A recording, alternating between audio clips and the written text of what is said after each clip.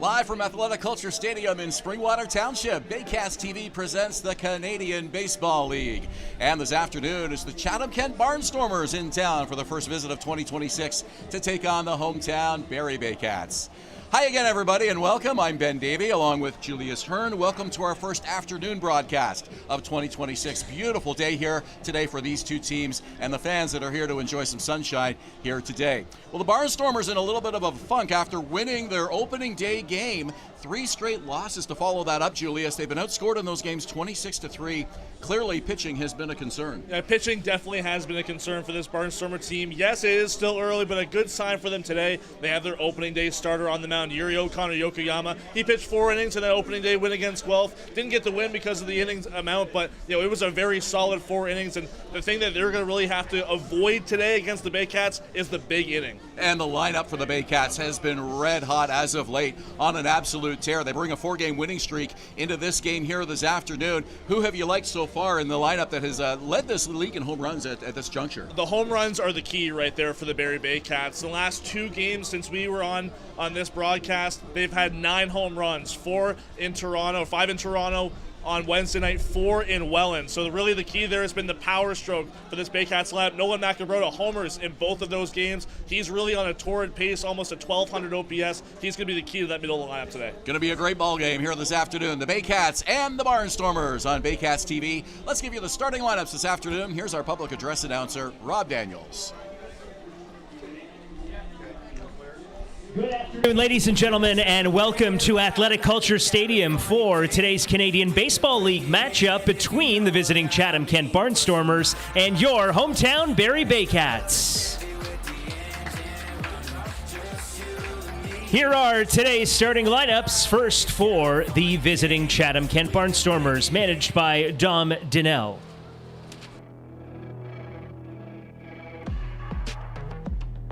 Batting first, playing second base, number 5, Thomas Green.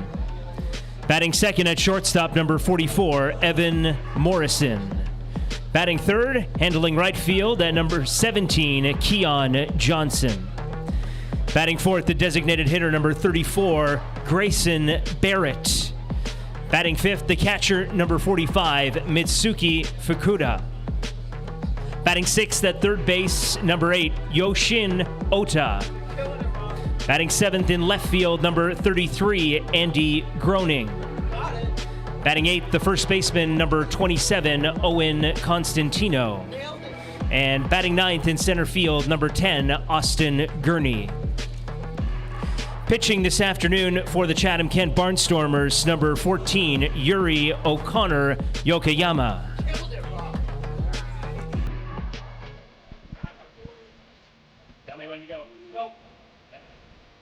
And now, ladies and gentlemen, girls and boys, the starting lineup for your Barrie Baycats, managed by Josh Matlow. Your Baycats today will be accompanied by players from the 12U Barrie Baycats. Batting first, accompanied by number 3, Nash Matheson, and number 31, Hollis Matheson. Center fielder, number 7, Canis Ejo. Batting second, accompanied by number 8, Andy Faulkner. The shortstop, number 11, Brandon Hernandez. Batting third, accompanied by number 14, Grayson Dixon. Right fielder, number 13, Edgar Figueroa. Batting fourth, accompanied by number 16, Rhett Peeling. The designated hitter, number 27, Ryan Rio. Batting fifth, accompanied by number 17, Carter Lawrence. The second baseman, number 0, Francisco Hernandez. Batting sixth, accompanied by number 22, Jack Pallister. Number 6, Owen Pallister. At first base, number 20, Nolan Macabrota. Batting seventh, accompanied by number 27, Chase Drury. At third base, number 26, Adam Odd.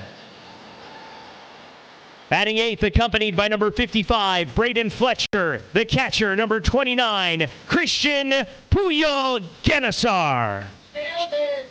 And batting 9th, accompanied by number 67, Emmett McLeod. Left fielder, number 23, Clayton Keys. On the mound this afternoon for your Baycats, number 43, Juan Mejia. Juan this afternoon is accompanied by number 73, Luke Bracken, and number 98, Ben Schornebach. Yep, here we go. And your umpires for this afternoon's ball game, handling home plate, Scott Cameron. At first base, Ryan Herron. And at third base, Don Michelle.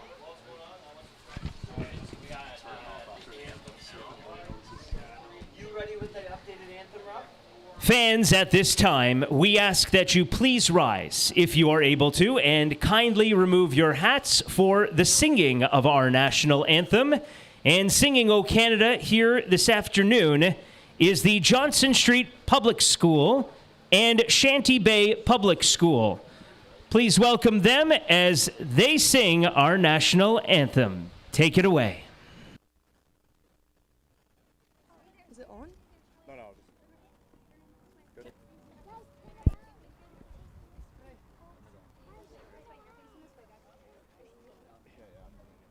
Everybody step forward. Step forward. Okay, ready? Oh, Canada, our home and native land, true patient love in all of us command. With glowing hearts we see their eyes, the true north strong and free. From far and wide, oh Canada, we stand on guard for thee. God keep our land glorious and free. Oh Canada, we stand on guard for thee. Oh Canada, we stand on guard for thee.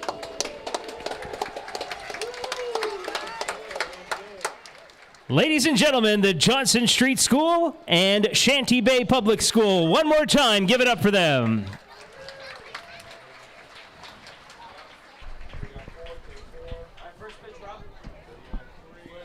Our Just wait.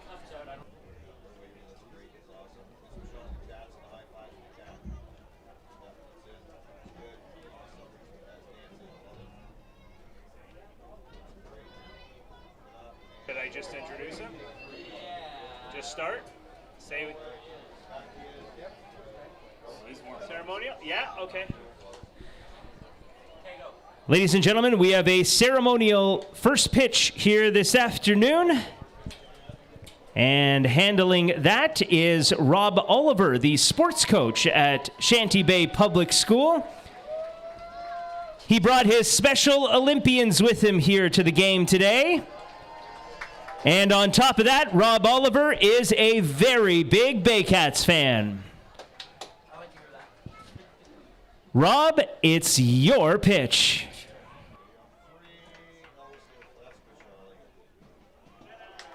It is a beautiful Saturday afternoon here at Athletic Kulture Stadium in Springwater Township. Our first day game of 2026, Junior Baycats Day.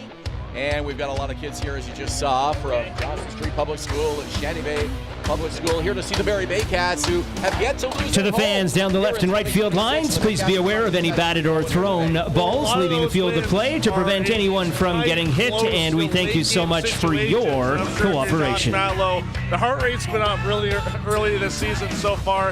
Doesn't want to be in one of those situations today, and he's really counting on Juan Mejia to get the job done on the mound. Let's take a look at the lineup for Don Donnell's Chatham-Kent Barnstormers. It's Thomas Green leading off at second base. Evan Morrison bats second at short. The number 3 hitter is Kian Johnson in right field.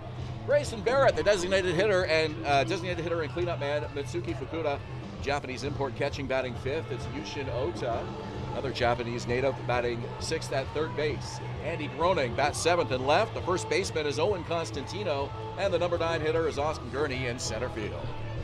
I mentioned him earlier, Juan Mejia on the mound for the Barrie Baycats, making his second start of the season. Again, really trying to solidify himself in this Barrie rotation that's going to need a lot of arms coming up. It's been a kind of a slog this season, a lot of off days earlier in the year. The rainouts last weekend didn't help, but definitely trying to get more into a rhythm with the Baycats rotation. And Juan Mejia is going to be key to that. 0-1 so far this year through 8 innings with a 2.25 ERA.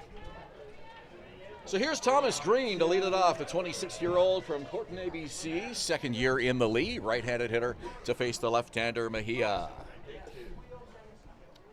Lines and delivers, and the first pitch just a little in off the plate, and we're underway here. 4:11 on a beautiful Saturday afternoon. Sunshine, 19 degrees. A high, shallow fly ball to right field. And the catch is made by Edgar Figueroa, one away. Give the defense here for the Barrie Baycats in the outfield from left to right. Clayton Keys gets the start in left field today. Kinesijo back in center field. Edgar Figueroa there making the catch in right. Adam Ott is at third base. The Hernandez brothers, Brandon and Francisco at short and second. Noah Macabrota, Gold Glover at first. And Christian Puyol Genisar, first start of the season behind the plate. This is Evan Morrison, the shortstop. Mejia into the full windup, delivers, and it's a first pitch strike. Morrison super impressive in his rookie year last year, a no doubt Rookie of the Year award for him, winning the batting title, an average of .422 in the last IBL season. 19 degrees here in Barrie, beautiful sunshine, and to quote the great Ernie Harwell, you couldn't find a cloud in the sky if you tried. Mejia, the left-hander, deals, and that hit him.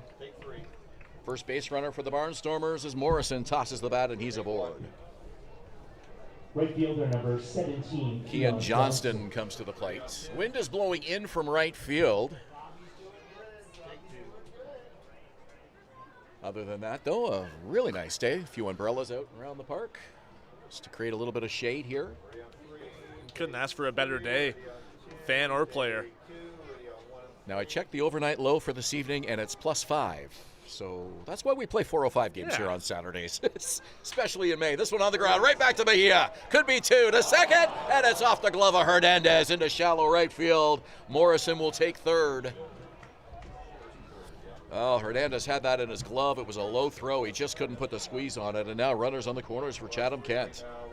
Well, the defense has been maybe the number one issue for this team. If you ask Josh Matlow, on Thursday in Welland, the poor defense really made that as close of a ball game as it was. And scorekeepers in Welland, they're really favorable to the Baycats in terms of the amount of errors put up on the board. There was 2 in the official scorebook. There probably should have been 6.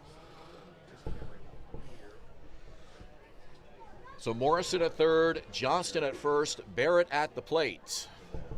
And a chance for the Barnstormers to strike early here in this ballgame. First pitch swinging. Hit weakly to first. Macabrota will allow the runner to score as he steps on the bag. So the Baycats will trade an out for a run, and it's 1-0 Barnstormers. And that's going to be really key to Chatham so far in this ball game. I mentioned earlier trying to avoid the big inning, but another key for them offensively is getting on the board early. They've had some flashes earlier this year, but only some single runs in the third, maybe fourth innings. Getting on the board here in the first inning is going to be huge for them this afternoon. So Evan Morrison scores on the Grayson Barrett fielder's choice. The runner at second is Johnston. Here's Mitsuki Fukuda. 1-0 Chatham-Kent. We're in the top of the first. Mejia looking at the runner. Now comes home with it. And it's a first pitch strike.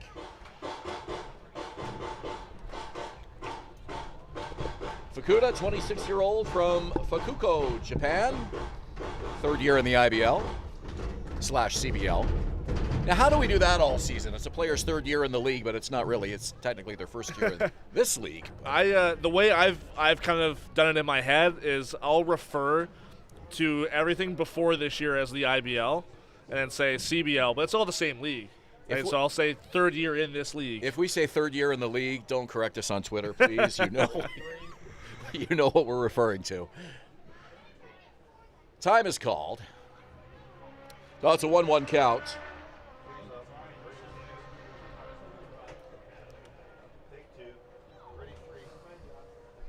Two out in the inning, runner at second. Mejia kicks, steals, and this one hit down the right field line. Long way for Figueroa. It'll drop, and it's extra bases. Rounding third comes Johnston. He scores, and that's a stand-up double for Fukuda. 2-0 Chatham-Kent early on here. Both these runs early on for Juan Mejia probably going to be unearned due to his error on the ground ball by Johnston. But what a piece of hitting there from Mitsuki Fukuda. Really went the other way with it. Figueroa was really towing the line of, that was maybe a foot or two in fair territory. So great piece of hitting there from the Barnstormers catcher. So the error on what could have been an inning-ending double play proves costly here, and Chatham-Kent makes the Baycats pay for it with a 2-0 lead. Swing and a miss. Oda swinging out of his shoes on that one.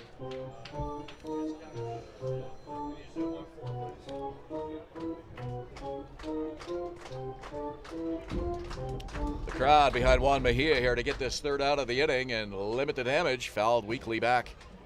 It's an 0-2 count. Evan Morrison, Kean Johnston with the first two runs of the game. Barnstormers with another one in scoring position here for Oda. Holds the bat out far as Mejia delivers, and it's hit down the first base line. Macabrota bobbled it momentarily, kept it in front of him though, scooped it up and steps on the bag for the out. That'll do it, but the Barnstormers score twice in the top half of the first. Barrie coming to bat when we return.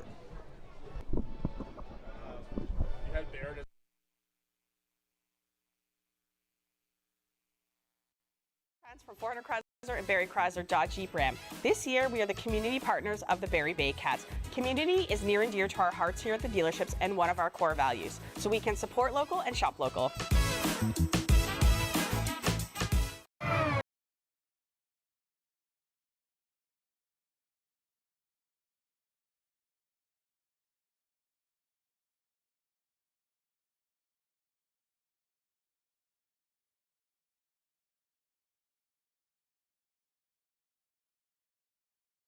And quality? Go to Reno Liquidation Depot, where you'll find vanities, flooring, toilets, exterior doors, and so much more. Visit Reno Liquidation Depot today. Danielle May Real Estate, supporting the Barrie Baycats and ready to help with all of your real estate questions. What is your home worth? Should you sell now or wait? Danielle is dedicated to your success. The next time you think real estate, think Danielle May.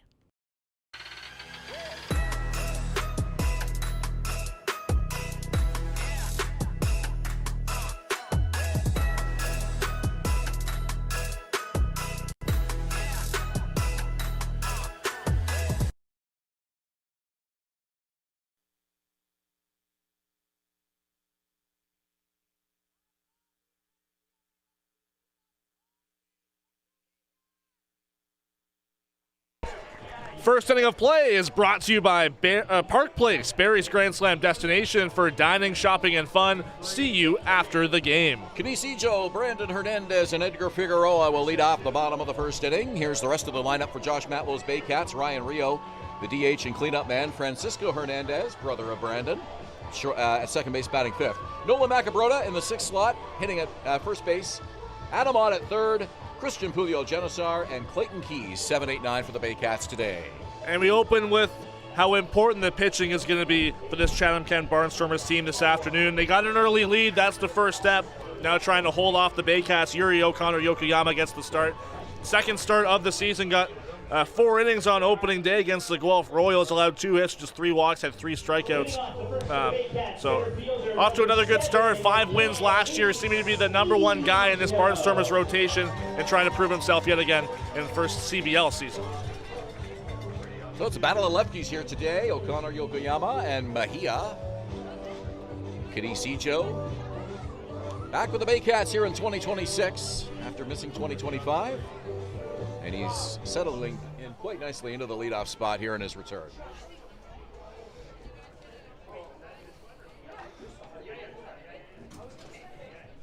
O'Connor Yokoyama with the first pitch. Call strike.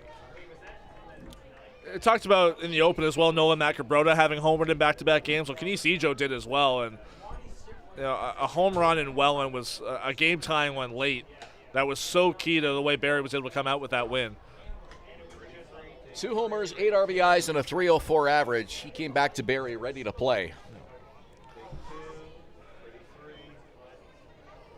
O'Connor Yokoyama from the stretch, kicks, delivers. Off speed, and it's high and away.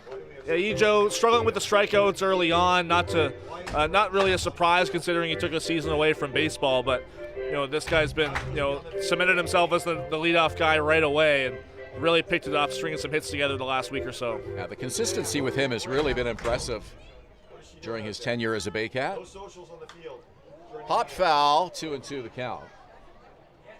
Not a guy who's going to find himself in a prolonged slump for very long. Everybody in the lineup is going to get hot and cold at some point, but he seems to find his way out of it quickly. Baycats hitting .287 as a team coming into today. That's second to the London Majors.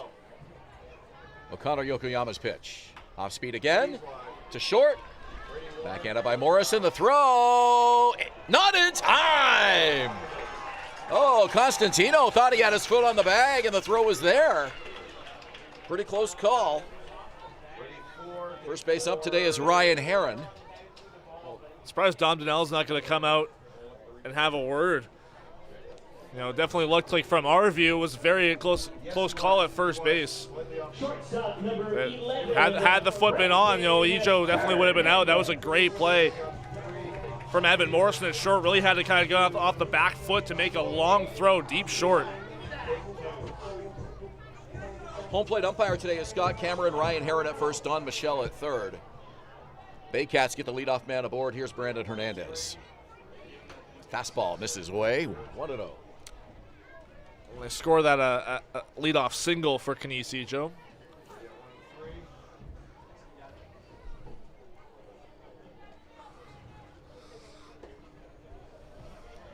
Ijo set the Baycats' single-season stolen base record 2 years ago. The Baycats this year with only 5 steals, but no one's been caught yet. Takes a healthy lead here. Constantino holding him on. Here's the pitch. Fastball for a strike, 2-1.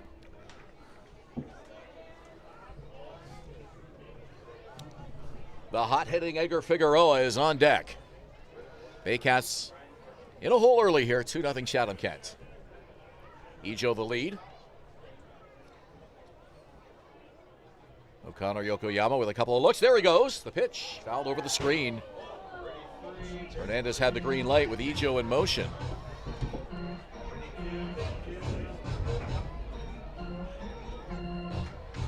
Brandon's average .217 coming into today.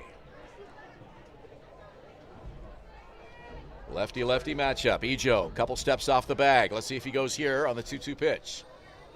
Yokoyama delivers. He does not go. Off speed, and it's lined off the second baseman's glove. Green picks it up, makes the throw. Got him. Ready to stay there.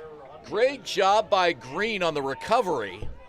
Ready one, take one. Tried to make the leaping grab, couldn't, had it off his glove, stayed with it though, and he makes the play at second.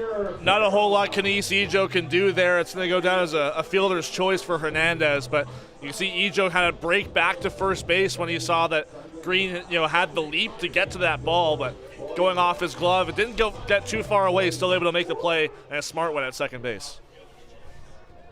Green wanted to make sure that ball didn't touch Green. All right, that was too easy. And here comes Edgar Figueroa. Well, look at the positive now. If you're Chatham, you take Kenise Ejo off the bases. And Brandon Hernandez is a guy that can run, but he's no Kenise Ejo. That's a slightly better trade-off. That pitch is upstairs, and it's a 2-0 count here to Edgar Figueroa. Of course, now you got to face this guy who's hitting .353.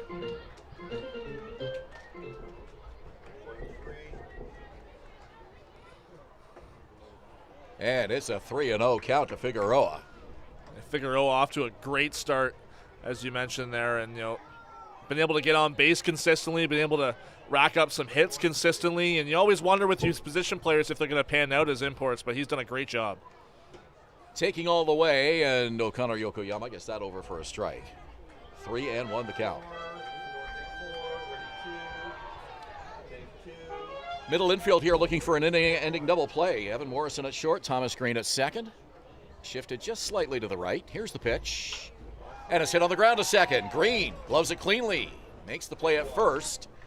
And up to second goes Brandon Hernandez. 2 away now for Ryan Rio. Designated hitter number 27, Ryan Rio. Well, busy inning for Thomas Green at second base. And he made a great play there. He had to really go laterally a long way to his left. Was able to stick with it. Didn't even consider making a play at second. It was in his mind all along just to get the sure out. But it puts a runner in scoring position. Here's Ryan Rio.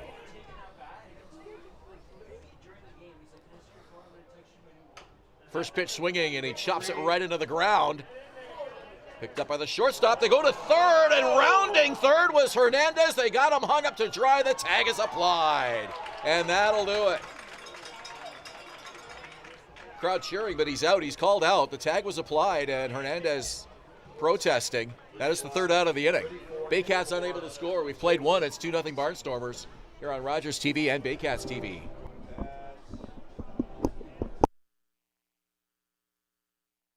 About doing a renovation but don't know where to find the best prices and quality? Go to Reno Liquidation Depot, where you'll find vanities, flooring, toilets, exterior doors, and so much more. Visit Reno Liquidation Depot today. The juice is the best way to add zing to your Jersey Mike sub. Real red wine vinegar and olive oil blend. And I like a lot of juice. Pour it on. Go ahead. Go on. I can take it. Step up to the plate at Park Place. The latest fashion, delicious dining, exciting entertainment. Hungry after the game? Stop by one of their patios or grab a sweet treat for a grand slam of flavors to satisfy every craving. Park Place, where every visit is a home run.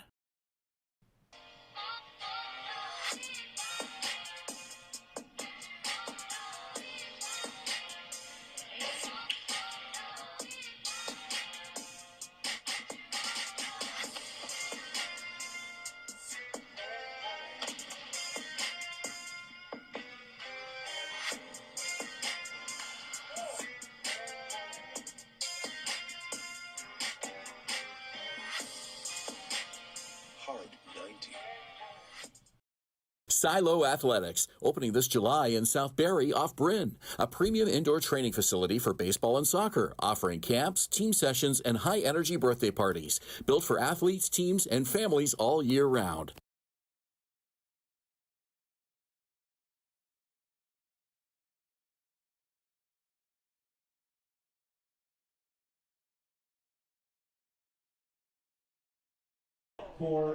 Top of the second inning here at Athletic Culture Stadium. Baycats trailing 2-0, wasting a scoring opportunity there in the bottom of the first inning. Brandon Hernandez tagged out at home plate. And caught in a rundown between third and home. First pitch, swing and a miss by Andy Groening. Yeah, really weird play. That was you saw how far Evan Morrison, at shortstop, was shifted up the middle. It was going to be an easy infield hit for Ryan Rio, and scored as such. But Brandon Hernandez rounded third. And even if he didn't slip, he was probably going to be thrown out at third, because he probably didn't think that, he probably thought the play was going to first, so with 2 outs. He probably didn't think anything of it, but you got to be smart no matter what. On the ground to short. Hernandez plants, throws, and plenty of time, one away. What struck me on that play was that we had an entire section of fans to our left that immediately started to cheer, thinking the run had scored and the tag was missed. From their angle, they all thought that that the tag had not been applied, that Hernandez had avoided it. Manager Josh Matlow went out for a quick chat as well, just to get some clarification on that. And Hernandez, of course, trying to sell it that he had avoided the tag. Well, from our view, it definitely, seemed like Hernandez, he wasn't phased by any kind of contact. It seemed like he had the same speed that he would have had even if he wasn't tagged. So maybe that's where the confusion was. Down the third base line, and that's a foul ball.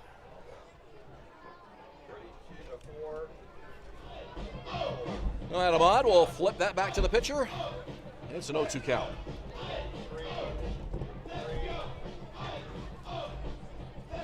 I see a very kind person just brought you some sunblock, Julius. And that's a good idea today, my friend. I'm so thankful.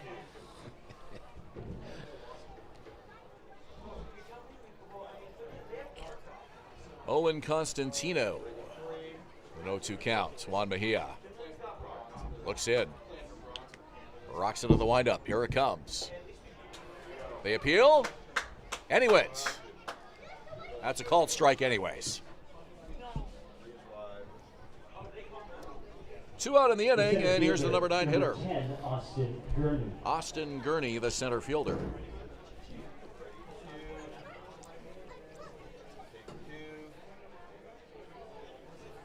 Don't forget behind the ears. I won't. I'm just telling you from experience, sitting in that spot specifically, which thank you for taking that spot today, by the way.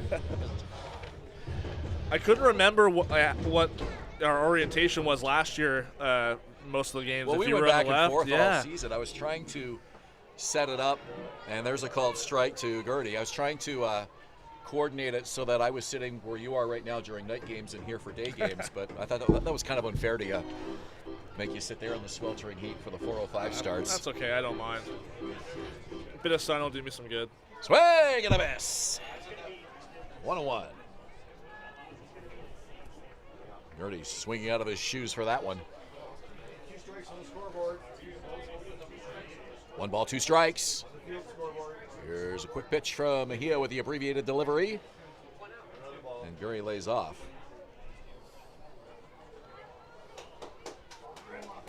We are sitting in shade until usually about 5:15, somewhere between 5:15, 5:30, and then that sun's going to be coming straight into our broadcast area. I've been in the sun the whole game so far. Yeah, it already kind of is on you. 2-2 pitch. Center field, and a running catch made by Khaleesi Joe. 3 up, 3 down, go the Barnstormers. We played an inning and a half. It's 2-0 Chatham-Kent in Barrie.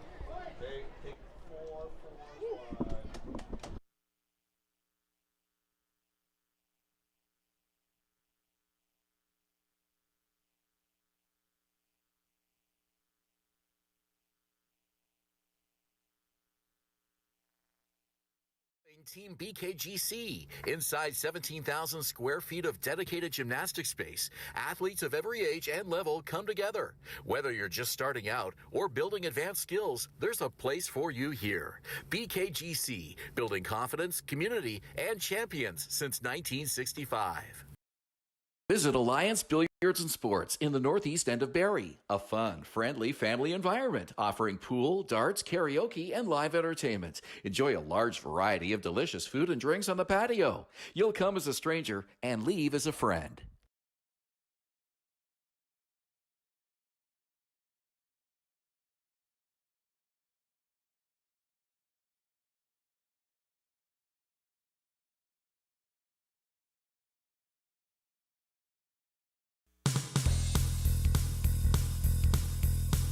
Join us this summer at the Baycats Summer Baseball Camp.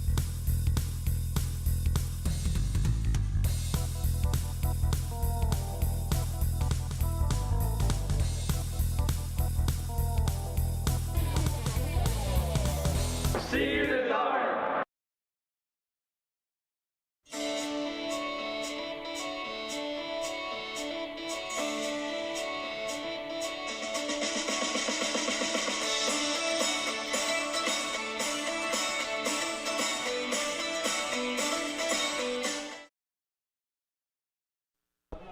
second inning of play is brought to you by Silo Athletics, a next-level indoor facility for baseball and soccer featuring training programs, camps, and private events opening this July.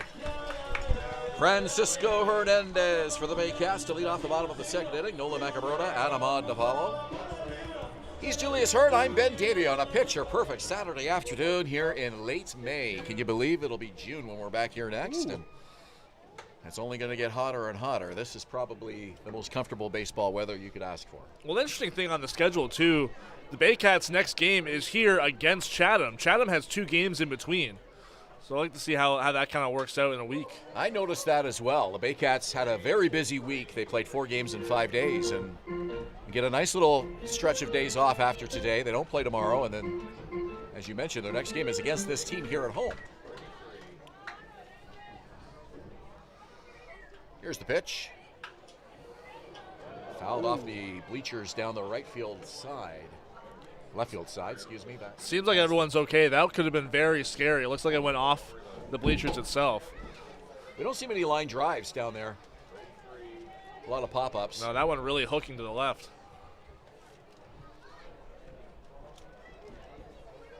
O'Connor Yokoyama with a 1-2.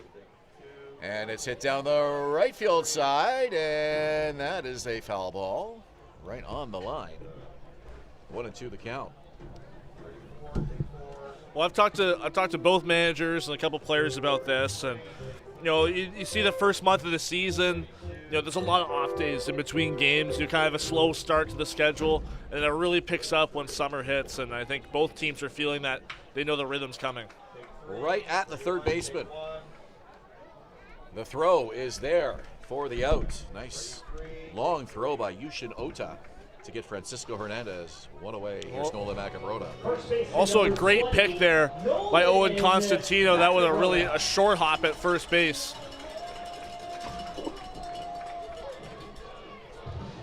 Fans in Chatham-Kent will get to see these Barrie Baycats 3 consecutive days for their road trip this year, June 12th, 13th, and 14th at Fergie Jenkins Field.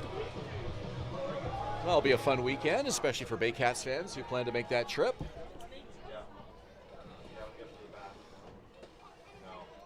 That's the first pitch strike to Macabrota. Think about all the travel that Chatham-Kent has to do, by far and away more than any other team in the CBL, just based on their geographic location. But the one other flip side of that is they get a lot of road teams that will come in and they'll get 3 games in a row, like the case with Barrie here. So, you do get those nice prolonged stays at home where you don't have as much travel to do. I guess it kind of can work to their advantage and disadvantage. Well, I'm talking with Don Donnell today, and his team is very structured. They practice a lot during the week. This is definitely a full-time commitment for a lot of these guys on the Barnstormers, but they don't mind the travel. Some teams, it can really affect them. It can tire them out, especially late in the season when it's quite constant, 5 games a week. But this team really hasn't been fazed by it the last few seasons. I wonder how much of an advantage it is when you get to be at home, sleep in your own bed for 3 straight games. You're playing another team that's living out of a suitcase for a weekend. Might give you a little bit of an advantage over them, just having that rhythm and that routine of being in your own city, your own park for a 3-game stretch.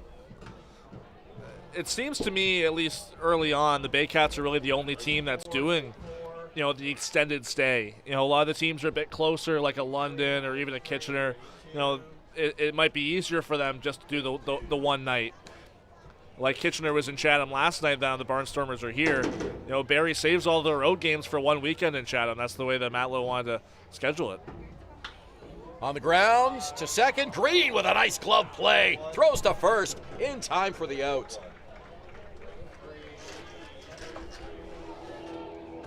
Third baseman number 26. And here comes Adam on. Thomas Green was a key addition to the Welland Jackfish in their championship run last year, coming in defensively and playing some key innings. And he's proving himself here again as a starting second baseman. A couple of really nice plays in the first few innings of this one. You think about it, the Chatham-Kent Barnstormers really have the perfect logo for a team that spends as much time on the road as they do. That really cool-looking bus with the CK on the front and the Barnstormers along the side of it. I mean, I've always really liked their logo, and kind kind of a neat concept. Barnstormers, you know, they're touring the league, going from city to city, tearing it up with baseball. But then I did notice the bus in the parking lot today was actually the Sarnia Stings bus. So maybe that Barnstormers bus doesn't really exist. I'm not sure. It looks cool, though. It does look really cool. It's a great logo. Branding. This one hits a deep center field. And it'll drop for extra bases. Odd with his head down in a second. Ball picked up. He probably could have took 3 if he wanted there. It's a stand-up double for Odd with 2 out in the second. Great piece of hitting there for Adam Odd. It almost looked like it was going to go straight away, slicing a little bit more towards that left center field gap. Not sure if it quite went all the way to the wall, but maybe a bobble on the warning track there. And yeah, you're right, man. He really could have taken 3 had he been giving it his all around second base. But that's a key extra base hit with 2 outs for Barrie. Hardest hit ball of the day. Here's Christian Puyol-Genesar, the first-year Baycats. Handling catching duties today. Juan D. Cyprian getting the day off. And this one left side. And a nice play there by the shortstop to throw over. In time for the out. Evan Morrison with a good strong throw. And they got him. So the Baycats will strand a runner in the bottom of the second inning. It's still 2-0 Chatham-Kent here at Athletic Culture Stadium in Springwater.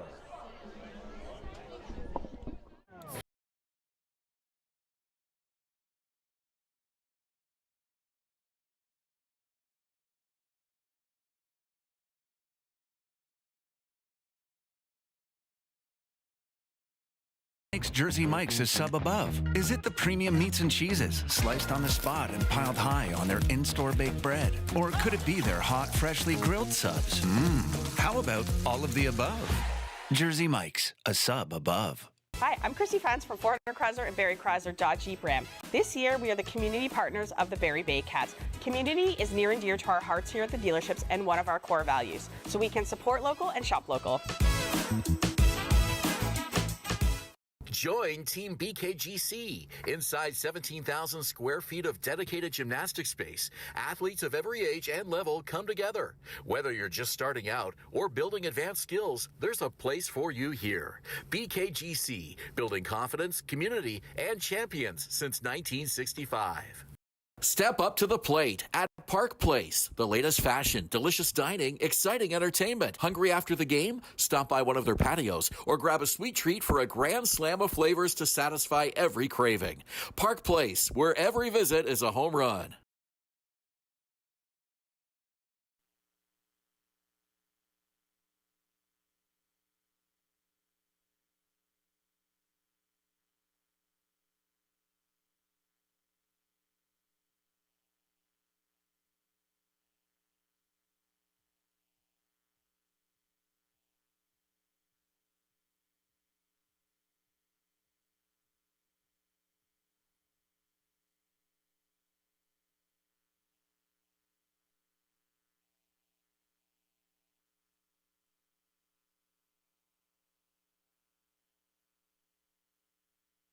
The third inning of play is 2-0 Chatham-Kent here at Athletic Culture Stadium. It's the Barnstormers' first visit to Barrie here in 2026.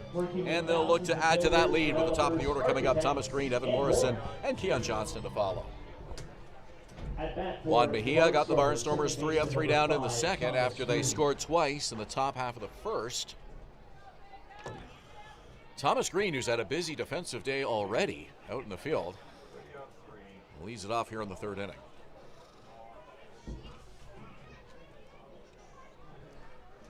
Juan Mejia with a fastball for a first pitch strike. The thing that's been impressive for me for this Barrie team is, you know, they'll allow, you know, maybe 2-3 runs in the first inning like they have today, but they've been a comeback team. You know, we saw it Thursday in Welland, they allowed a first inning run. In Toronto, they allowed 3 runs in the first inning on the road. So allowing runs early on, not going to halter them. It does kind of put them, you know, behind the 8 ball a little bit, but they're able to come back. Swing and a miss. 1-2. Well, they have 3 1-run victories. Both wins over Welland were by a run, 5-4 and 11-10. Then they beat Kitchener 6-5 in a rescheduled game that you did here on Tuesday night. So 2 walk-off wins already here at home. and 2 one-run wins over their arch nemesis, the Welland Jackfish, who took the IBL Championship Series from them last year. On all 3 of those wins by Carlos Sano, getting the winning decision. He's 3-0. Not ideal how Josh Matlow would want to use him, but he's still confident enough to take away the win. Now you look at his win total last year. It's been interesting how that's kind of the way it's gone for Carlos Sano the last couple of seasons. He seems to find himself to be the pitcher of record more often than in a save situation. Yeah, he went 5-0 last year, and he's already more than that, more than half of that total already this year, and we're not even through the first month. So 8-0 in his last 8 decisions, and we'd have to go back to the previous year. It might even be more than that. The ball is bobbled by Hernandez. He has no play. Just in and out of his hand. Didn't drop it, but bobbled it long enough to take away any chance of making a play at first base. Shortstop number 44, Evan Morrison. It's the errors again for this Baycats team. We talked about it a little bit earlier, how it's really been, again, putting them further back in situations they may not be in. Earlier on in this game, both those runs unearned because of an error by Juan Mejia. Over the mound, Hernandez steps on the bag. The throw in time for the out. A 6-3 double play. So Hernandez atones for the error with a clean double play. And here's Keon Johnston. Despite all the defensive errors and mental miscues, the Baycats 5-1. So, it hasn't really burned them yet, but, it must be driving manager Josh Matlow nuts to see these kinds of miscues and on the bases as well early on in the season, because, later on in the year, you're not always going to be able to get those wins. Yeah, it could be the difference like we saw earlier in the first 2 runs. That could be a game-deciding margin. You never know how it's going to shake out later in the game. We saw in the second game of the season, the only game the Baycats have lost this year in London, all 4 earns that the Majors scored in that 4-2 win were unearned. 2 errors by Adam Ott really kind of gave the Majors the offense they needed. Yeah, it really puts a little bit of extra pressure on the lineup, too, at the plate when you find yourself in an unnecessary deficit due to defensive errors, base running miscues, whatever the case might be. Having said that, the Baycats are 5-1 and tied for first place. Swing and a miss.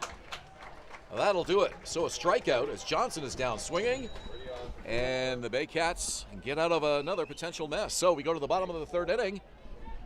Baycats trail by 2 here at Athletic Kulture Stadium.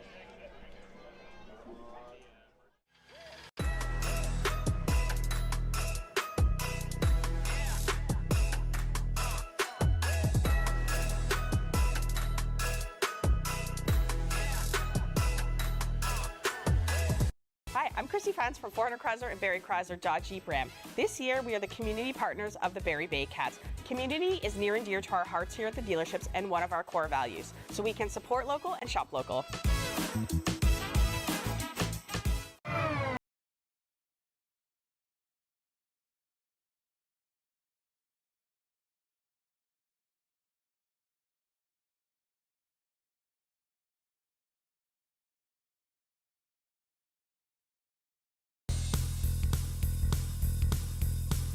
Join us this summer at the Baycats Summer Baseball Camp.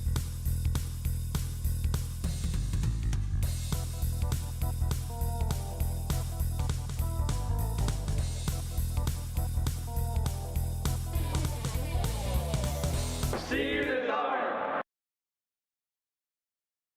Danielle May Real Estate, supporting the Barrie Baycats and ready to help with all of your real estate questions. What is your home worth? Should you sell now or wait? Danielle is dedicated to your success. The next time you think real estate, think Danielle May.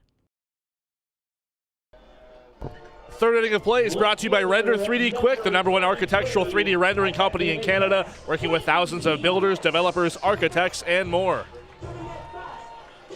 Clayton Keys looking for a big day at the plate here today. A little bit of struggle early on here at 182 coming into today's game. He's the number 9 hitter this afternoon in left field. Noel McGarry-Doyle getting the day off. And Keys takes the first pitch upstairs. And McGarry Doyle grounded out late in that game on Thursday against the Jackfish. Seemed to tweak something on his way down through first base and taken out of that game precautionarily. Doesn't seem like any serious injury, but Josh Mallow not wanting to risk anything through 6 games in this young season. And it gives Clayton Keys a chance to try to get a little something going here at the plate after a slow start. This one fouled back. No balls, 2 strikes. Yeah, he came in defensively in that game for McGarry Doyle as well. Keys, the right-handed bat, kind of become a platoon player with Edgar Figueroa in right, but Figueroa's bat has been so hot lately they want to keep him in as much as possible now. So little check swing, and it stays fair. And the tag is applied by Owen Constantino. So 1 out of the inning, and it's back to the top of the order.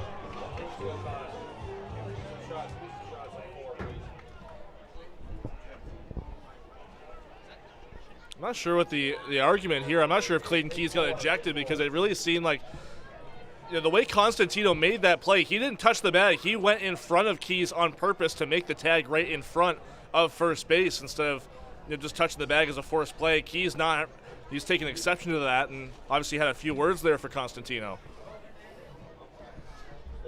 Well, occasionally you'll see a base runner frustrated if a tag is unnecessarily forcefully applied. That didn't appear to be the case there, though. But you're right, he could have stepped on the bag instead of applying the tag, but, really, does it matter either way? I can't imagine that alone would set Keys off like that. Well, Keys said he had 3 ejections last year, so not a stranger to arguing with the umpires, so to speak, and Josh Matlow having to come out and get in between them. So cooler heads prevail.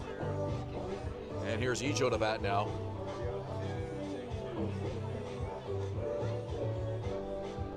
Well, nobody else in the Barrie dugout seemed too upset by what happened, so not a situation there where the benches would empty. This one through into left field. Nice effort by Yoda, but it got by him. That's a base hit for Cadiz Ejo. He's aboard for the 2nd time today. Just circling back to Keys, obviously the check swing, putting that ball in play, obviously not what he meant to do. But as he got to first base, no way for us to be sure whether Constantino said anything on as he was coming to make the tag to Keys. So really kind of a weird situation there between the 2 players. Here's Brandon Hernandez. Well, Hernandez looking to atone for a base running blunder in the bottom of the 1st inning. Potentially could have cost the Baycats a scoring situation. Runner goes. Here's the throw down. The tag in time to get Cadiz Ejo. What a throw by Mitsuki Fukuda. Ejo didn't get a great jump. He had a decent lead, but Fukuda has always had a great arm, and that throw right on the money. Evan Morrison applying the tag there. Not quite a pitch out, but that ball was off the plate, and it put Fukuda in a great situation. He was practically, he was on his feet and ready to throw that ball before the pitch even came in.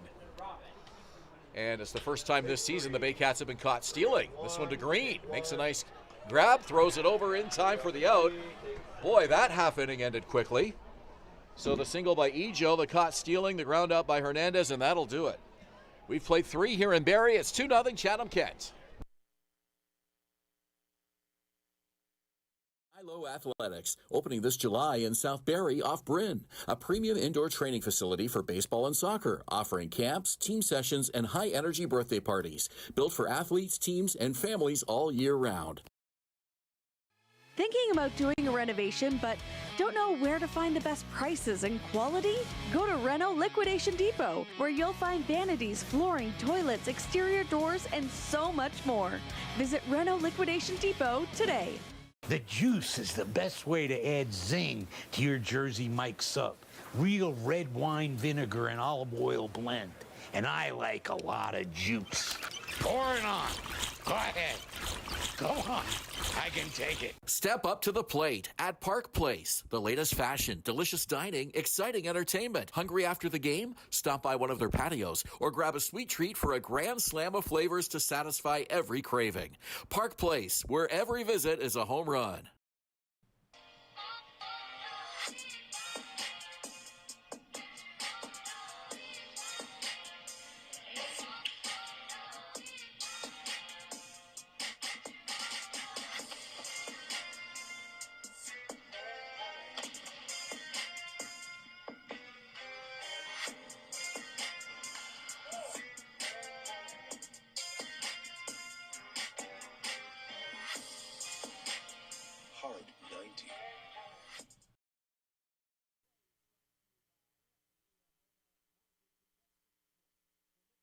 Targeted investment returns of 6 to 8% with a 1-year maturity. We're in the fourth here at Athletic Culture Stadium. Ben Davy, Julius Hern, and our Baycats TV crew on a beautiful Saturday here at the end of May.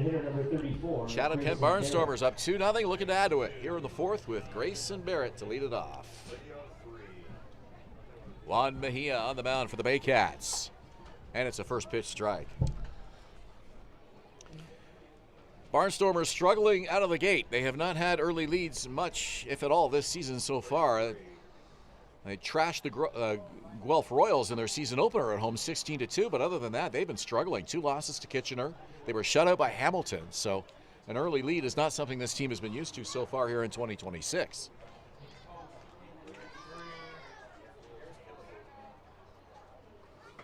Their 3 losses, they've been outscored 26-3.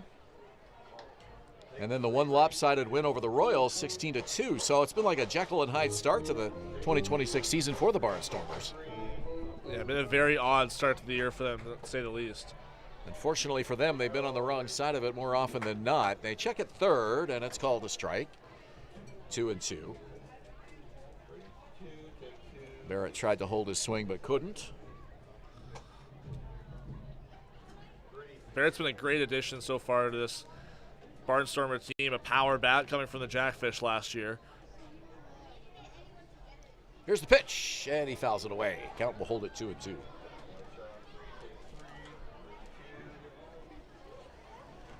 Barrett, 25-year-old from Bakersfield, California. A .353 average, 5 RBIs. Off to a great start here in 2026.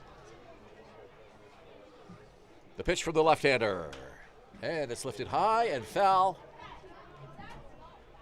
And it's into the trees. He's born in California, but a dual citizen. Spent a lot of time in Canada growing up.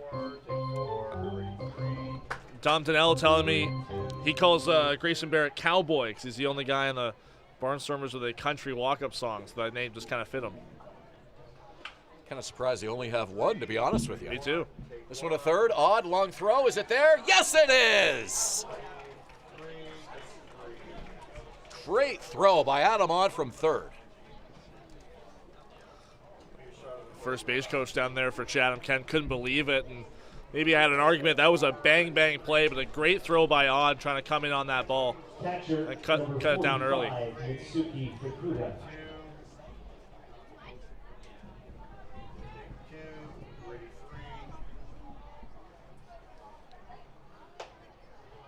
First pitch high to Mitsuki Fukuda, who was thinking bunt.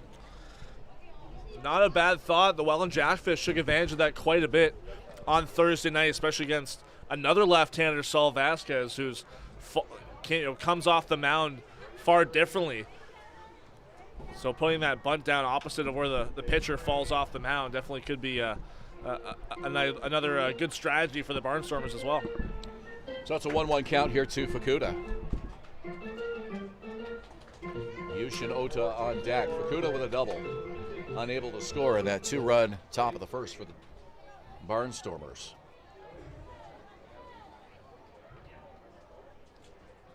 Fukuda is ready. Mejia, long look in. Lines and delivers. That's a called strike, 1-2.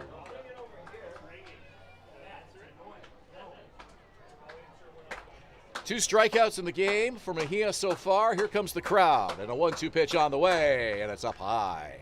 Count is even, 2 balls, 2 strikes. Looks like we got the answer to the broadcast. 2,500. Looks like that's the answer for all the ideal. Ready on 3. Mejia with the 2-2, and it's low. Full count. Seems to be working. I don't see any issues. It looks good. Fukuda had that RBI double his last time up against Mejia.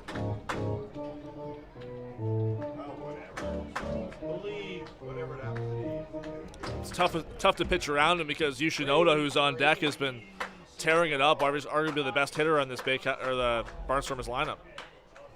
And he hits that to second. A nice play by Hernandez. The throw is in time for the out. 2 away. Let's get a dugout report now from Etienne. All right, I got to have a brief moment to speak with first base coach Jeremy Eulenbrook.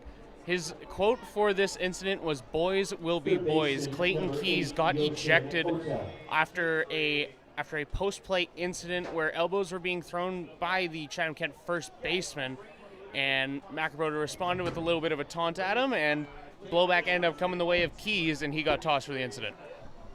Okay, thank you, Etienne. Did not realize that Macabroda was kind of involved in that little skirmish as well. Yeah, not uncommon if the first base umpire hears something, they assume it's the player, actively involved in the incident. Here's Yushinota. 1 ball, 1 strike, 2 outs here.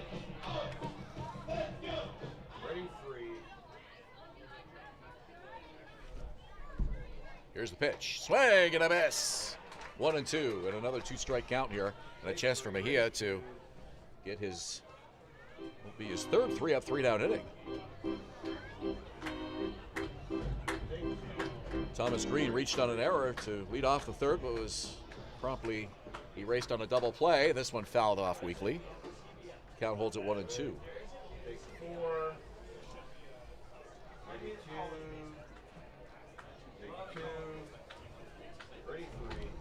So if you include that double play, Mejia a strike away from retiring 10 in a row. 1-2 pitch on the way. Swung and a missed.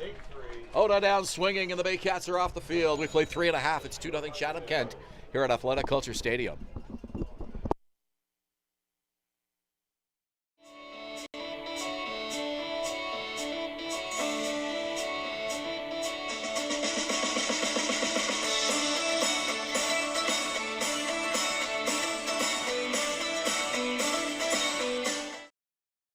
Join Team BKG inside 17,000 square feet of dedicated gymnastic space. Athletes of every age and level come together. Whether you're just starting out or building advanced skills, there's a place for you here. BKGC, building confidence, community, and champions since 1965.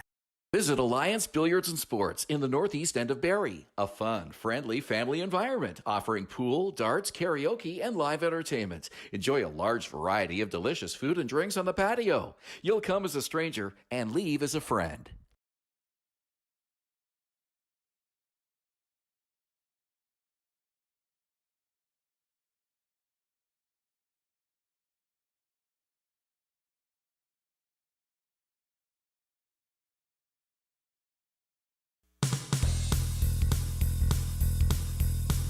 Join us this summer at the Baycats Summer Baseball Camp.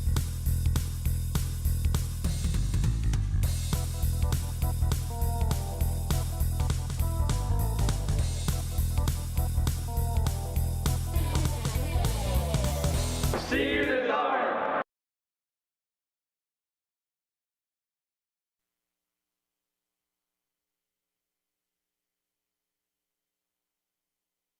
Fourth inning of play is brought to you by Leahona Mortgage Investment Corp, delivering targeted investment returns of 6 to 8% with a 1-year maturity. Learn more at leahonamic.ca. Edgar Figueroa will bat for Barrie to lead it off here. Down 2-0, bottom of the fourth inning.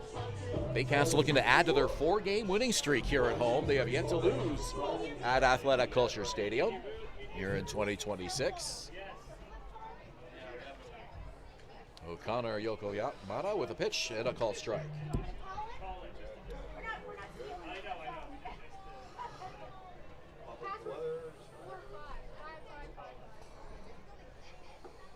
(101) the count. Barnstormers finish the weekend at home tomorrow afternoon, so they get a long bus ride back after this one. Brantford Red Sox will visit. 1:05 first pitch at Fergie Jenkins Field. Baycats, as we mentioned, don't play until Chatham-Kent returns here on Thursday next week. So 4 days off for the Baycats after 4 games in 5 days, but boy, they sure made the most of them. Absolutely, and they got busier weekends ahead on their schedule. It's kind of the easier part. They're going to be praying for these days when the dog days come around. And it's again more of those stretches where it's 4 days and 5 days. There's some stretches where there's 4 days in a row with games. So the schedule looking ahead much tougher fatigue wise. I think getting that Kitchener game rescheduled early was definitely a good thing certainly from a scheduling perspective for the Baycats. Popped over to the dugout, and is it playable? Nope, it's off the roof. That rainout was the Saturday before, so they were able to reschedule it very quickly on a Tuesday night here in Barrie. Nothing worse than having a bunch of games that are just kind of sitting in the queue waiting to be rescheduled. Nobody really knows when they are, and then, you know, you got to try to jam them into, you know, a time that works for both teams. If you can get those early rainouts rescheduled early, it definitely takes a lot of pressure off clubs in the second half. 2-2 on the way. On the ground is short. Scooped up and thrown to first by Morrison. A low throw, but it's in time. Constantino scooping that one up for the out, one away. So Figueroa 0 for 2. Here comes Ryan Rio. So Ryan Rio singled to end the first when Brandon Hernandez got hung up between third and home and tagged out on a rundown. He'll look to add to his 0 for 1 or 1 for 1 afternoon here. And a first pitch strike from Yuri O'Connor-Yokoyama. Just haven't seen the power yet from Ryan Rio.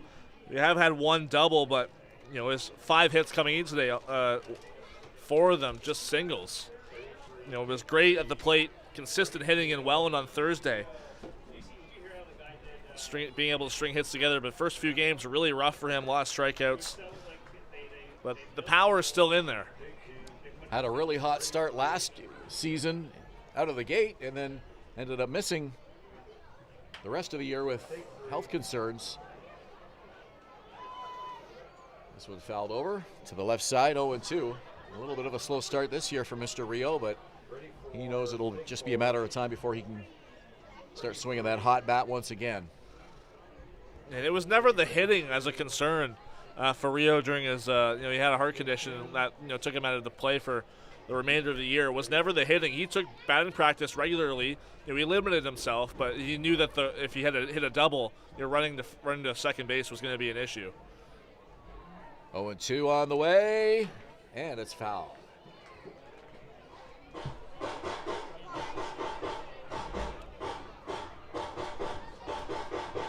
Baycats with 11 home runs, most of the league.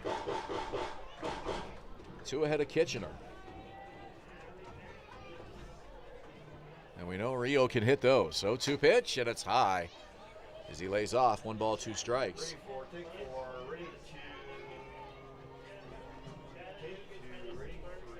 Baycats with 4 hits so far, still looking to get on the board here. Nobody on, bottom of the 4th inning.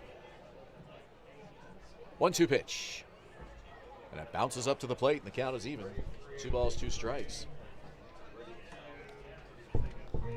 That was pitch number 50 for O'Connor-Yokoyama. Only got through 4 innings in his opening day start against the Guelph Royals.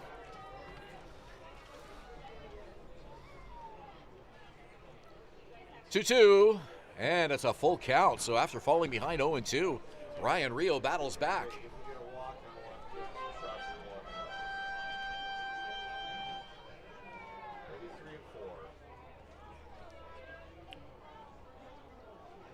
Three, 2 on the way. High fly ball. It'll stay in the park. Groening calls for it. He's got it. 2 down here in the inning.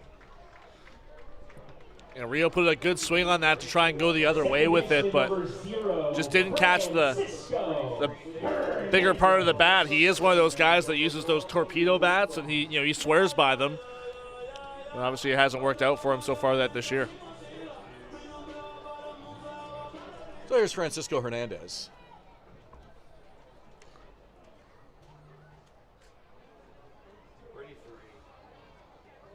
First pitch is in the dirt.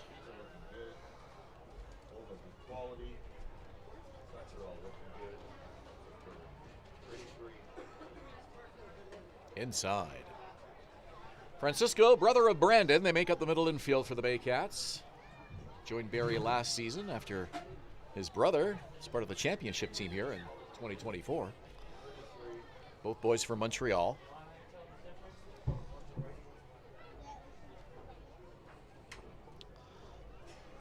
Got a piece, fouls it off, 2-1. Well, Barrie has their set of brothers. Chatham has their set of brothers, Catalan and Spencer Morin. Francisco hitting just 200 coming into action today. There's a 2-2 count here with 2 away. He was able to get in on that home run party on Wednesday night in Toronto. Obviously, that being very much a hitter-friendly ballpark. Swing and a miss, way out in front. And a strikeout for Yuri O'Connor Yokoyama to get his first his second 3-up, 3-down inning of the afternoon. 2 in a row now for him. So we played 4 innings, and it's 2-0 Chatham-Kent here at Athletic Kulture Stadium in Springwater Township. ILO Athletics, opening this July in South Barrie off Bryn, a premium indoor training facility for baseball and soccer, offering camps, team sessions, and high-energy birthday parties, built for athletes, teams, and families all year round.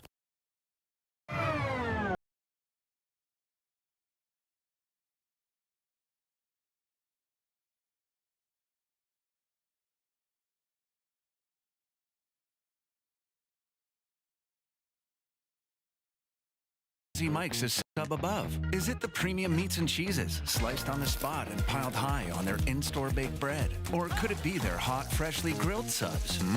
How about all of the above? Jersey Mike's, a sub above. Visit Alliance Billiards and Sports in the northeast end of Barrie, a fun, friendly family environment offering pool, darts, karaoke, and live entertainment. Enjoy a large variety of delicious food and drinks on the patio. You'll come as a stranger and leave as a friend. Thinking about doing a renovation but don't know where to find the best prices and quality? Go to Reno Liquidation Depot, where you'll find vanities, flooring, toilets, exterior doors, and so much more.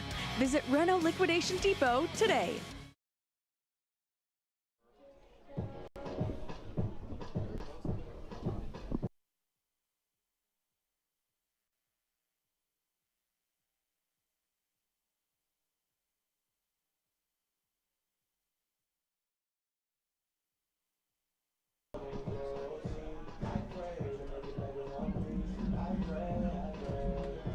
The 5th inning of play is brought to you by One-Eye Jack Barrie. Bring your same-day Baycats tickets before or after a game and get 10% off your bill. 5th inning at Athletic Culture Stadium. It's the Barnstormers on top of the Baycats, 2-0. For Chatham-Kent, left fielder number 33, Andy Groning. Andy Groning, who's 0 for 1 today. He'll bat, number 7 hitter, bottom third of the order. Andy Groning, Owen Constantino, and Austin Gurney for the Chatham-Kent Barnstormers. On the ground to third, Adam Odd. Backhands it, makes the throw, in time, 1 away. Adam Odd has played a variety of defensive positions over his tenure here with the Barrie Baycats, but really looks to be settling in nicely at third base. I remember I was thinking about the championship season in 2024 and the year before that when they made the run to the finals again. You know, he was playing a lot of shortstop and a lot of second base as well, but really finding a home with the Hernandez brothers taking over up the middle. Third base seems to be the spot for Adam Odd. Played some first base as well in his first season here. A versatile player for sure, but he can pitch too.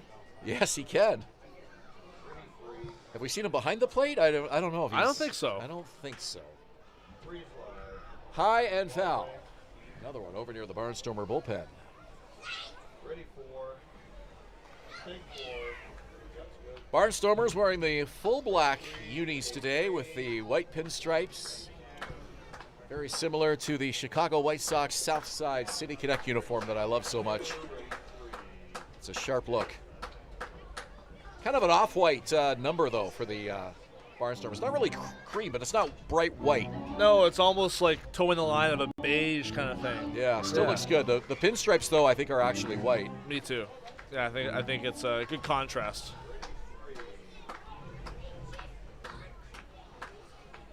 Don't know if you noticed, but the White Sox have a different City Connect that they're wearing this year that looks very similar to a Chicago Bulls jersey. I was actually going to ask you, which one you prefer, because it seems like this the Chicago Bulls color and they've kind of got the black pants, red jersey. I'm curious which one you like more. Well, Jerry Reinsdorf owns both teams, so it really doesn't surprise me that they're trying to do some crossover there. Swing and a miss. Another strikeout for Juan Mejia, 2 away. No, I like them both, but it is weird to see Chicago White Sox wearing red. I've always found that that's unusual, especially if they're playing a team like Boston or... Not even in those 80s throwbacks where they got red in there? I did like the 80s throwbacks, but those were white uniforms with a little bit of red in it. I think it was a red stripe and then kind of the digital Sox lettering. I do really like that. But these are solid red jerseys. But they've been playing well on them. So now here's a fun fact. The Cubs and the White Sox have identical records right now. 31 wins, 27 losses. And it's been a long time since the White Sox have even been above 500 at this point in the season. The Cubs were off to a torrid start and then hit a massive losing skid. That started after the Crosstown series when the White Sox handed them their lunch. It's very odd to see those two teams clicking at the same time. I think in 2020 they made the playoffs at the same year, but that was a 60-game season.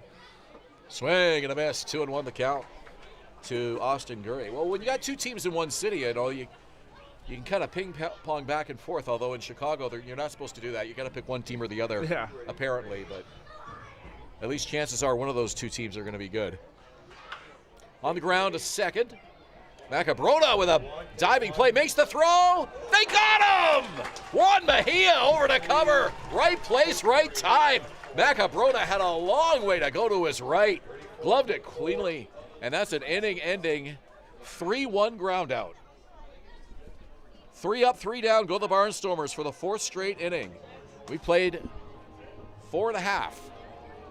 2-0 Chatham-Kent here in Barrie. May Real Estate, supporting the Barrie Baycats and ready to help with all of your real estate questions. What is your home worth? Should you sell now or wait? Danielle is dedicated to your success.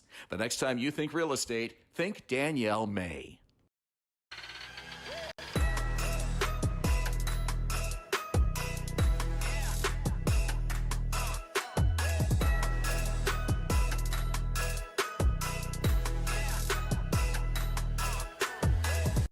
I'm Christy Fans from 400 Chrysler and Barrie Chrysler Dodge Jeep Ram. This year, we are the community partners of the Barrie Baycats. Community is near and dear to our hearts here at the dealerships and one of our core values, so we can support local and shop local.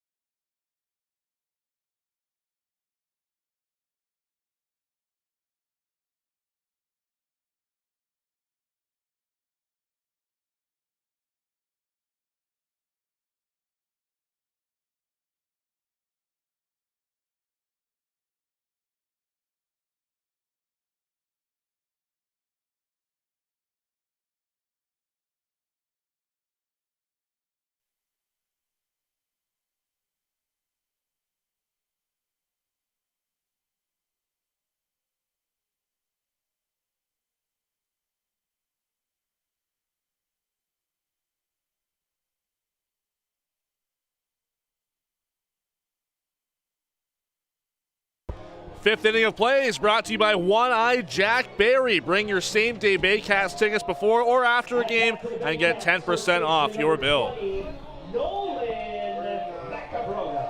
So this is the point in the game where everyone's going to start screaming and throwing stuff at me saying, don't say it, don't say it. But this game's going along at an incredible pace. If you like fast-paced baseball that moves along well, we're just over an hour, and we played 4.5 innings. So we're halfway through this game. Yeah. You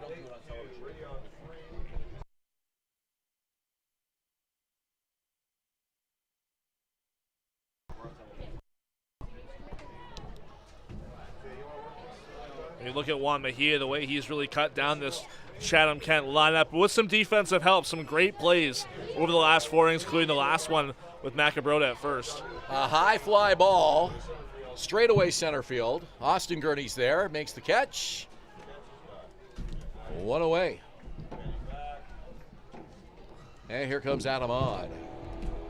Third baseman number 26, Adam Odd. Well, both teams with some chances early in this game, but Juan Mejia and Yuri Yokoyama have really settled into a rhythm nicely.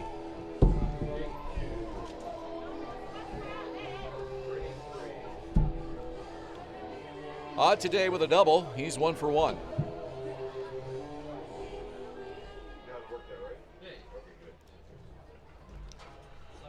O'Connor Yokoyama's first pitch. Just missed outside. I hate to correct you, Ben. That's Spencer Morin now in center field. I know ATN, he'll have something on this in just a second, but I believe Austin Gurney was ejected from this game after that play at first base last inning. All right. And this one's hit a long way to center field against the wall, and making the catch is Morin in center. He hit that a long way. 2 down. That's the farthest ball we've seen hit all afternoon. Catcher number 29, Christian. So welcome to the game, Spencer Morin. Yeah, we didn't really touch on it much, but that play at first base with Nolan Macabro diving over, Juan Mejia covering, that was a bang-bang play. And obviously Austin Gurney grounding out there, not happy with the call. So 2 ejections in this game. Clayton Keys for the Baycats, Austin Gurney for the Barnstormers.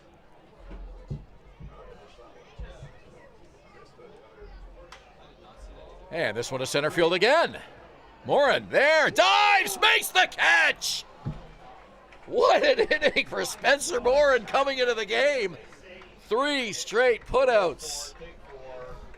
And everybody's off the field in the 5th inning. Julius will call innings 6 and 7 when we return. 2-0 Chatham-Kent here in Barrie.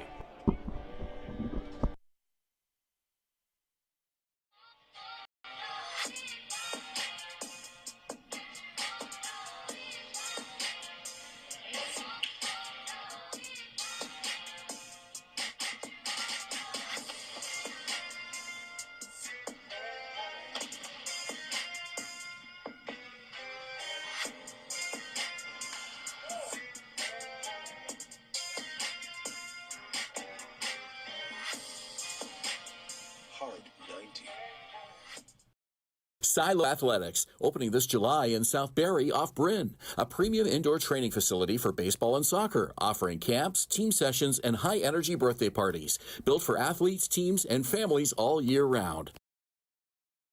Thinking about doing a renovation but don't know where to find the best prices and quality? Go to Reno Liquidation Depot, where you'll find vanities, flooring, toilets, exterior doors, and so much more. Visit Reno Liquidation Depot today.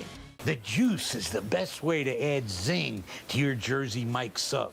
Real red wine vinegar and olive oil blend. And I like a lot of juice. Pour it on. Go ahead. Go on. I can take it. Step up to the plate at Park Place. The latest fashion, delicious dining, exciting entertainment. Hungry after the game? Stop by one of their patios or grab a sweet treat for a grand slam of flavors to satisfy every craving. Park Place, where every visit is a home run.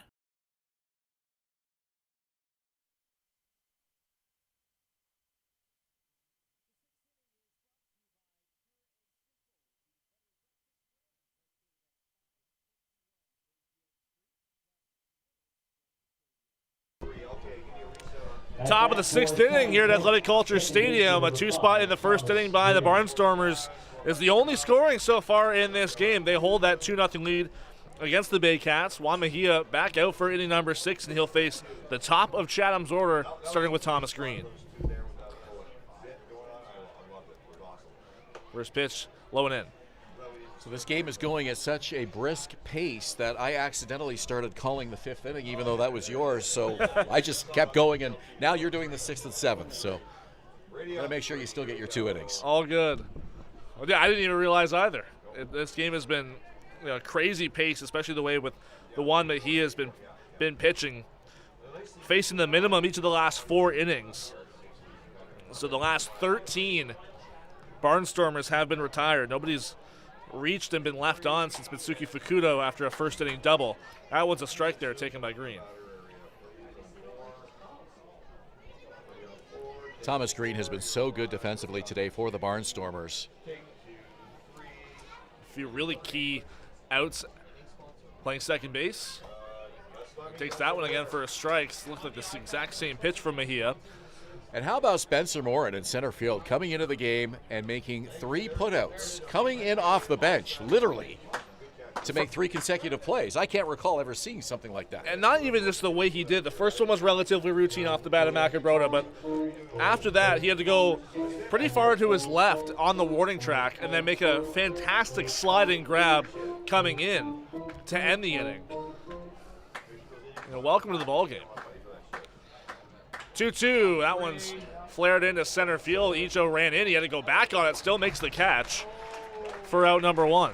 That ball hung up a little longer than Ijo initially thought, and that's why he came in. He didn't want to let that ball drop in front of him, and then he realized that ball was hit a little bit higher and deeper than he thought. The wind is blowing in, mostly from right, but slightly from right center. So Ijo maybe kind of overplaying that wind a little bit and then correcting himself in plenty of time.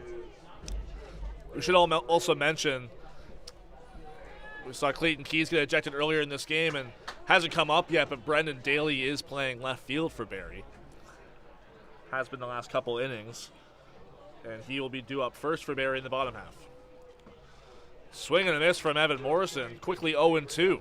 Nice job by the third member of our team, Etienne Stitch, who's been busy doing the dugout reporting and information for us today. We appreciate that. Very valuable. The 0-2. Morrison sees that one low and away. Always helpful to have that extra member of our broadcasting. You see it on Major League broadcasts, too. The guys upstairs in the press box sometimes can't always pick up on everything going on at field level. The crowd getting behind Juan Mejia. It's the 1-2. On the ground, up the middle. It's going to be a tough play. It gets by Brandon Hernandez. A one-out base hit for the defending batting champion, Evan Morrison. Well, that breaks a string of 14 in a row retired by Juan Mejia. Number 17, Kean Johnson. If you include the double play that was in the third inning. I guess a double play here would keep the streak going. I mean, I guess we shouldn't say the streak is over because we'd have to say that it's still intact if Johnson can hit into a double play here with only 1 out in the inning. Well, that is the first hit allowed by Mejia since the first. Morrison can run. See if he does here, edging out with his lead. The first pitch swung on and missed by Keon Johnston.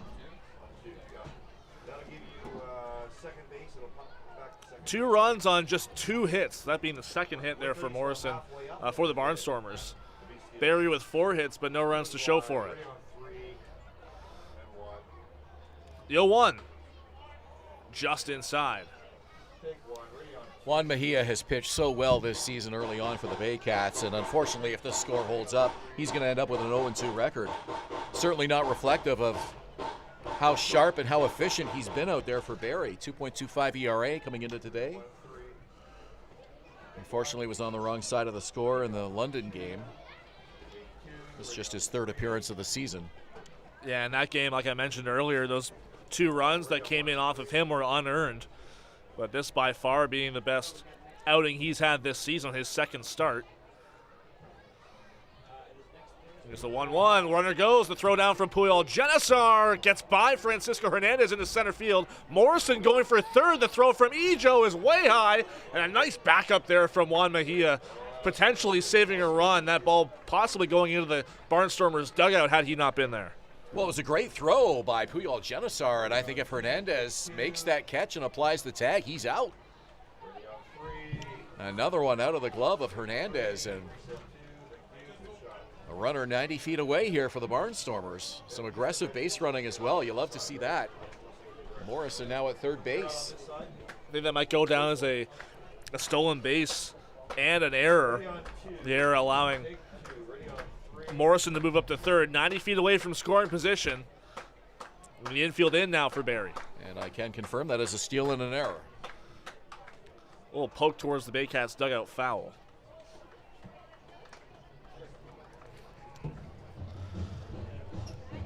Johnston 2 for 10 coming into today. Reached on a fielder's choice and scored back in the first and struck out in the third. His average falling below 200. The 1-2 on the ground, foul. That one just squeaked left of the third base bag. really kind of running parallel with that third base line until the very end. Might have broke his bat on that too.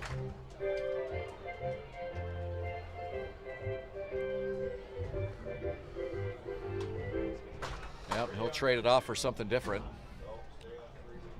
Nobody up in the Barrie bullpen. That was pitch number 75 for Juan Mejia. Well, the strikeouts have been huge for the Baycats pitchers this season. So far, early on here, Baycat pitchers coming into today had struck out 67 hitters and walked just 22. So that's 9 pitchers combined. A very good ratio. Mejia, 10 strikeouts, 1 walk coming into today. Infield still in for Barrie, the 1-2. Cut on and missed. 5th strikeout of the game for Mejia, and it's a key one. Brings it to 2 out. That fastball from Mejia really with some zip on it today, and especially in these late innings. Dialing it up a notch. Grayson Barrett had an RBI in the first inning on a ground out. Still looking for his first hit of the ball game. First pitch to him is well outside. Puyol Genesar looking Morrison back at third base.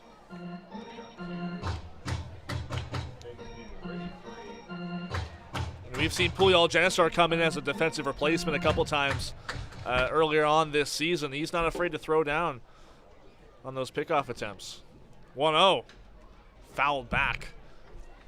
Feels like it's going to be a bit of a challenge for Puyol Genesar to get some playing time behind the plate.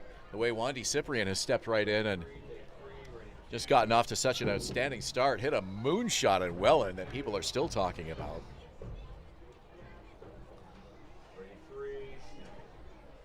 A couple Baycats getting their first homers of the season. Cyprian and Edgar Figueroa in that ball game. The 1-1 is outside. 2-1 here on Grayson Barrett, the former Jackfish.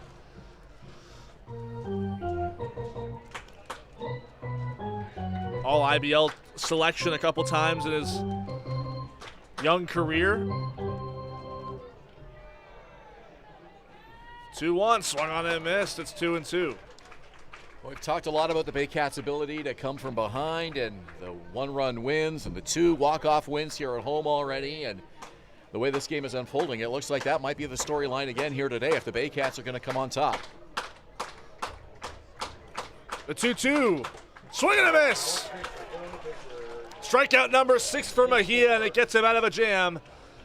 Still a 2-0 lead, though, for the Barnstormers. Baycats up in the bottom of the 6th inning. Starting with the bottom of the order, we'll go to the bottom of the 6th inning here at Athletic Kulture Stadium. From 400 Chrysler and Barrie Chrysler Dodge Jeep Ram. This year, we are the community partners of the Barrie Baycats. Community is near and dear to our hearts here at the dealerships and one of our core values. So we can support local and shop local.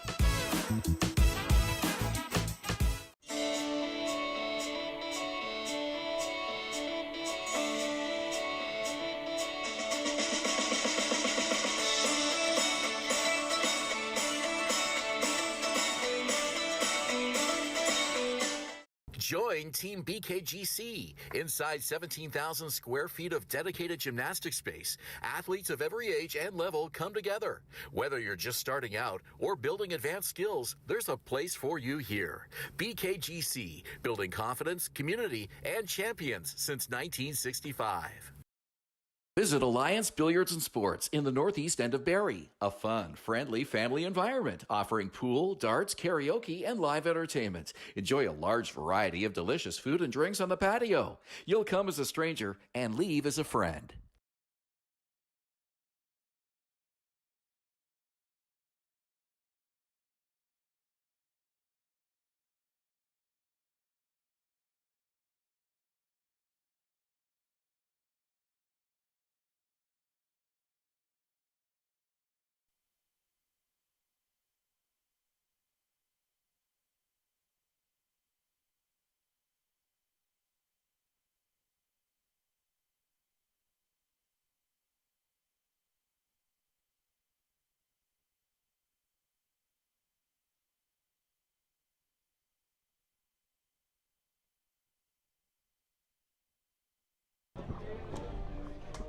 Sixth inning here at Athletic Culture Stadium is brought to you by Pure and Simple, the better breakfast brand, located at 521 Bayfield Street, just minutes from the stadium. Brendan Daly up for the first time as a Baycat at home. And a new pitcher in the ball game for the Chatham-Kent Barnstormers. They go from a lefty to a righty. This one, Bo Buckley. Former London Major and native of Wyoming, Ontario, on for his second appearance of the season. First pitch to Daly, catches the bottom of the zone. Buckley pitched in that 9-0 shutout loss to the Hamilton Cardinals, went an inning and 2/3 in that game, struck out 2, walked 1. Another one catches his own, that one a breaking ball. Mentioned the first plate appearance of the game for Daly came in after Clayton Keys was ejected from the game after the end of the third inning. Just outside, Daly stays alive. Alumni of Fairfield University.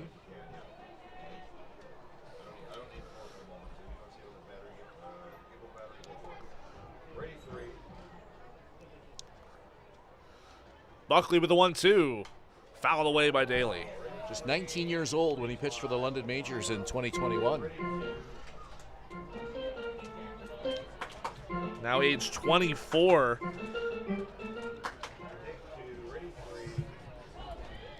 One-two, up and in on Daly. And this really a monumental year for Bo Buckley. You know, that game against the Cardinals was his first appearance in a organized baseball game in over 400 days. He had Tommy John surgery last year as he strikes out Daly for out number 1. A long Instagram post that he posted was describing kind of the journey and the emotions that he was going through, making that marquee appearance for himself, and the accomplishment of getting back into baseball after such an awful injury.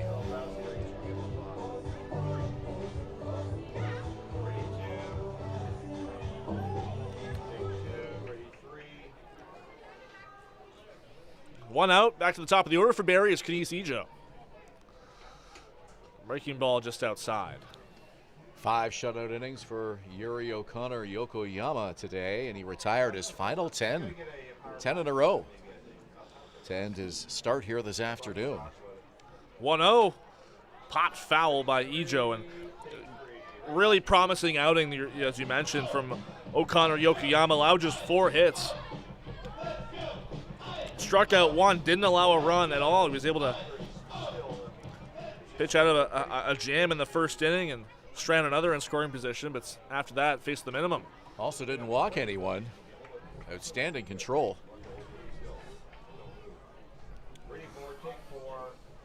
Well, the Baycats limiting their scoring opportunities today. The Baycats have doubled up Chatham right now on the hit total, but no runs to show for it. Still down 2-0 as Ejo calls time. Ejo, 2 of those hits off of O'Connor Yokoyama in the first and third. Was caught stealing in the third. The 1-2, foul tip into the glove, strike 3. Back-to-back Ks for Buckley to start his second outing of the year. Yeah, gotta love that. If you're a Barnstormer fan, you go to the bullpen, and these pitchers not skipping a beat. Buckley 2 in a row here, both strikeouts. And he gets the hottest hitter of the afternoon, Kenise Ejo. And there is more action in the bullpen behind Bo Buckley. This is Brandon Hernandez. Sees the first pitch just inside part of the plate for strike 1. Manager Dom DeMel has to be happy with what he's seeing here this afternoon. You run into a red-hot team that's won 4 in a row on the road. On the ground to first. Snagged by Constantino, taking to the bag himself. A 1-2-3 inning for Bo Buckley in relief. Baycats still scoreless through 6. We go to the 7th inning. 2-0 Chatham here at Athletic Culture Stadium. Real Estate, supporting the Barrie Baycats and ready to help with all of your real estate questions. What is your home worth? Should you sell now or wait? Danielle is dedicated to your success. The next time you think real estate, think Danielle May.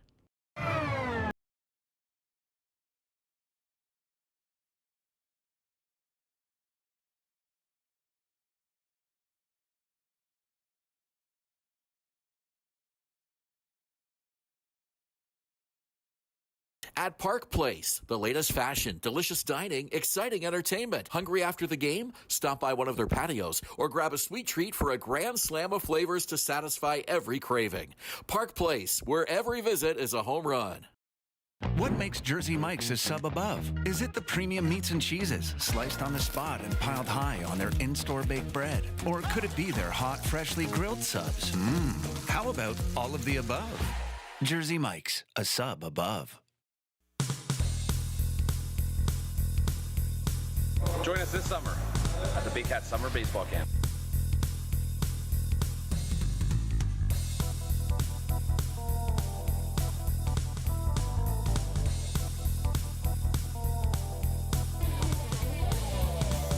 See you this summer. Strong two. It's Akatsuka. Yeah. He's wearing the 18. That's good. Thank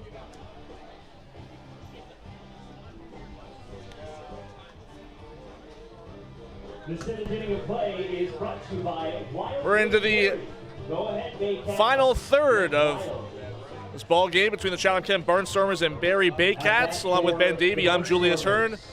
Still 2-0 Chatham. The 2-run first inning is the only scoring we've had so far in this one. Juan Mejia back out for inning number 7, and he's been fantastic.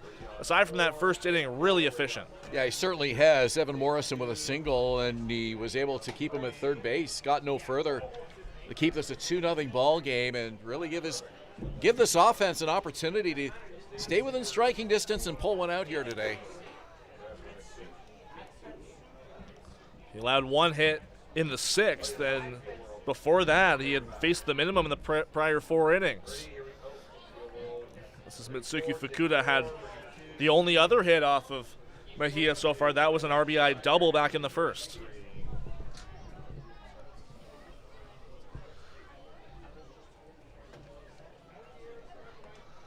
The 2-0 in there for strike. Both Juan Mejia and Yuri O'Connor Yokoyama working at a very efficient pace this afternoon. Bo Buckley coming in and not skipping a beat either. 2-1 on the ground, a second coming in is Francisco Hernandez. A routine play for out number 1. You might be home in time for supper, Julius. Oh my! Which doesn't often happen on a 4 o'clock game. No.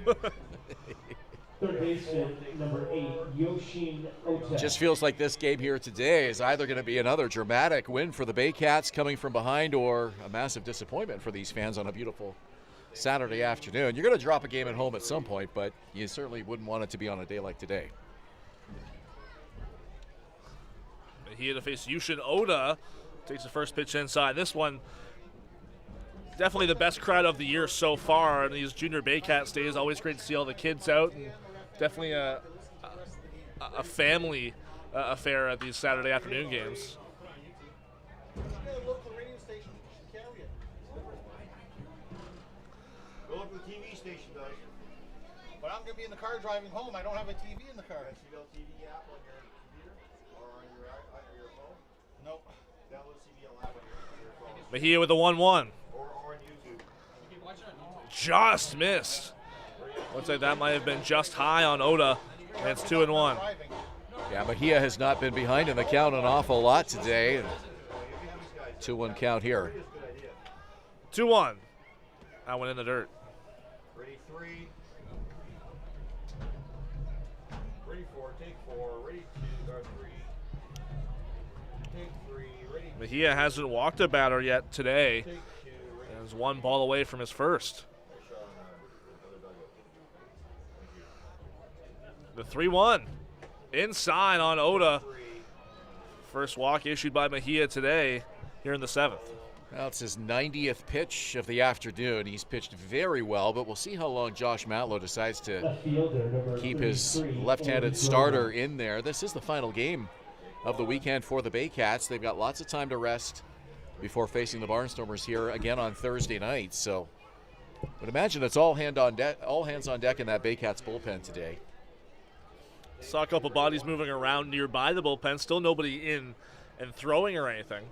Now you want to keep this a 2-0 game for as long as you can. Swing and a miss there by Andy Groening. Well, Baycats lineup really struggling today. Certainly a strong contrast from what we've seen in the last 4 games.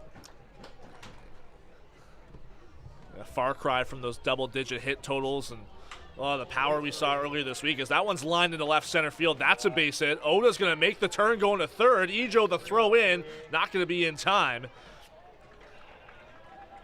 So a key single there from Andy Groening. First hit of the ball game for him, and Chatham-Kent is threatening here in the 7th. Absolutely love the aggressive base running by the Barnstormers. We've seen them do it all afternoon. Oda goes first to third. Really made his decision early as he hit the bag at second base. Saw that ball wasn't hit hard enough to hold up at second base. Groening the lead off first. This is Owen Constantino, struck out both times against Mejia so far. That one, late called strike, but in there.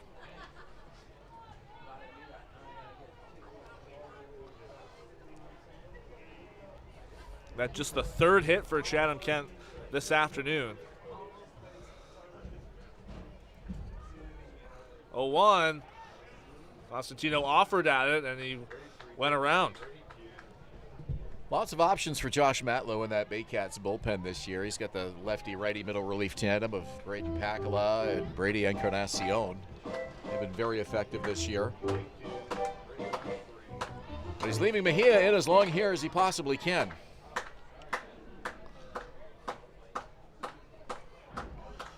Oh, 2. That one in the dirt, blocked by Puyol Genisar.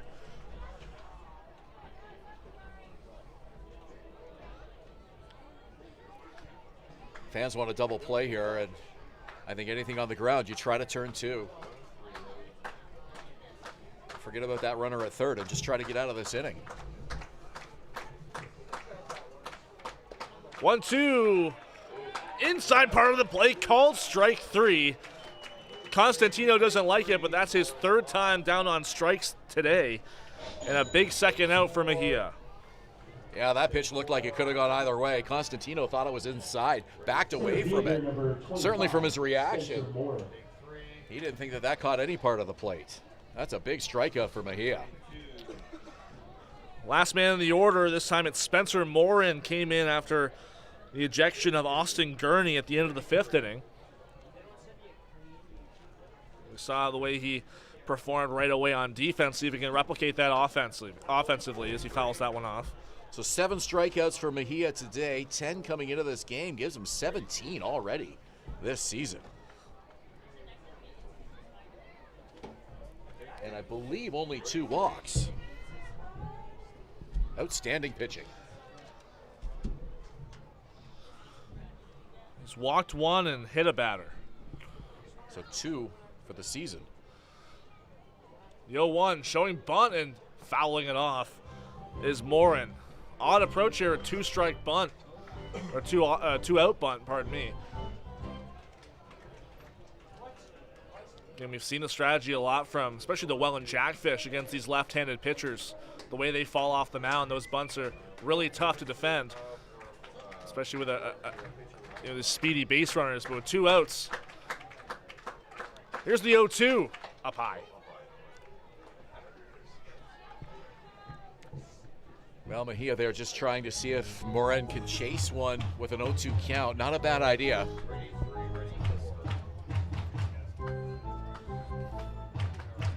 Groening the lead off first. Oda at third, swing and a miss, strike 3. Back-to-back strikeouts to end the frame and hold the Barnstormers off. Biggest threat of the ball game since the first, but Baycats trying to get on the board. Stretch time at Athletic Culture Stadium. We go to the bottom of the 7th. 2-0 Chatham at Athletic Culture Stadium.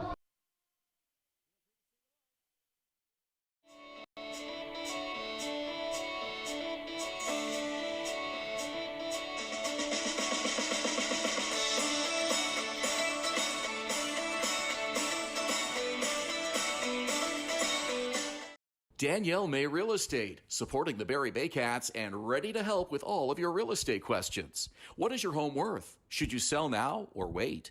Danielle is dedicated to your success. The next time you think real estate, think Danielle May.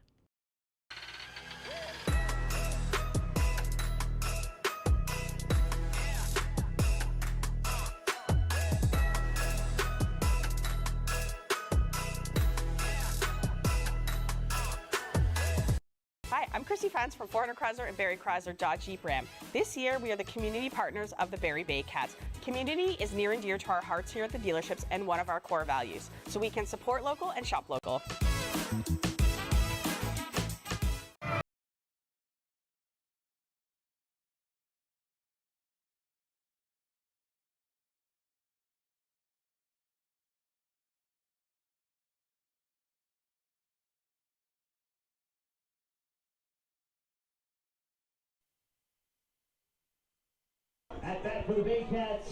Bottom of the 7th inning, Athletic Culture Stadium, brought to you by Wild Wing Barrie. Go ahead, Baycats, get wild. And this crowd wild here today, despite trailing 2-0, trying to get behind the home team for a win. They would go wild. They got some power out of this Baycats lineup. 4 hits, no runs. The heart of the order up here in the bottom of the 7th. Bo Buckley, the pitch. Bunt attempt here by Figueroa. Just trickles foul and is picked up by Fukuda. He'll have to head back. I'm not sure why he made that throw. He clearly picked it up in foul territory.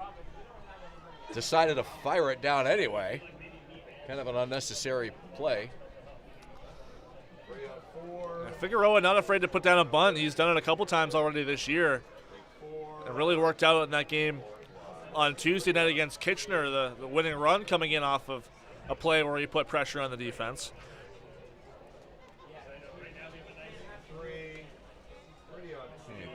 Tosses the ball to Figueroa. Julius Hern along with Ben Davy. This is the second inning of work here for Bo Buckley, who went 3 up, 3 down. The Baycats 9-1-2 in the 6th inning. 2 strikeouts in that frame for him. The 0-1. That one fouled away much further down the left side. Hard to explain the struggles of this Baycat lineup here this afternoon. You just got to give full marks to O'Connor Yokoyama and Buckley for shutting them down here this afternoon. Baycats have not had a base runner since the 3rd inning when Kanisijo was caught stealing. Another one fouled off. That one off looks like the lower leg of Mitsuki Fukuda behind the plate. He'll have to get a second to walk it off. And the Baycats haven't left a base runner since the 2nd. That was after a 2-out double by Adam Odd. So Barnstormers pitching, having faced the minimum their last 4 innings. Little break here in the action as home plate umpire Scott Cameron hand delivers the ball to pitcher Bo Buckley. Here is a courtesy to the catcher. And then dusts off home plate just to buy him a little bit of time. 0-2 popped up. Will it stay in play? Owen Constantino coming in from first. He'll drift back into playable territory. He'll make the catch just in front of the Baycats dugout. So Figueroa 0 for 3 now after a torrid start to the season. Baycats just not getting the hits from the usual suspects here today. There is action in both bullpens. Mizuki Akatsuka, the switch pitcher, up for Chatham-Kent, while Oscar Moretta up for Barrie. This is Ryan Rio. Takes the first pitch just outside. Singled in the first. He was the last batter of that inning. And then flew out in the 4th. 1-0 from Buckley in their first strike. You mentioned Akatsuka. Kind of seems like the Barnstormers have done with Japanese imported players what the Baycats have done with Dominican imported players here. 1-1 inside. And I think the strategy for scouting imports very different across the league. Obviously, the Baycats leaning heavily on the Dominicans and There is one Mexican with Saul Vasquez as well. But it seems like the Barnstormers like to, get a lot of different tastes internationally. A couple from Japan, as you mentioned. 2-1 on the ground, foul.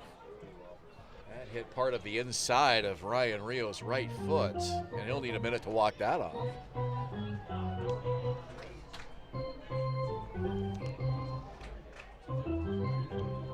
When you look at some of the flags of I have in my notes for the Barnstormers roster, there's a pitcher from Finland, Konsta Kurka, a couple Americans on the roster as well, and a Dominican, Moises Brito, former Blue Jays and Dodgers prospect. 2-2. Rio flies that one into center field. It's going to be trouble. A dive from Groening, and looks like it was Morin who made the catch after the dive from Groening. Unless that one got down. Really hard to tell from this angle. Yeah, I think that dropped in front of him, I guess. A great effort, though. Luckily for Chatham-Kent, Morin was there to back it up, and here comes Dom Donnell, the manager out of the Barnstormers dugout. So Rio reaches with a single, and it looks like it's time for Akatsuka to come into the ballgame. We'll take a break. More on the Japanese import in just a moment. You're watching Baycats TV.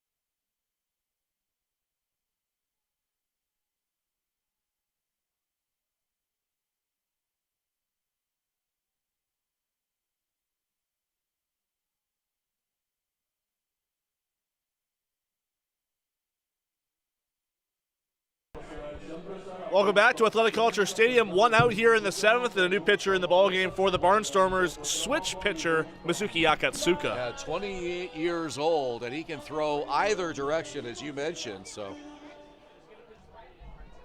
he's going to pitch right-handed here with Francisco Hernandez at the plate.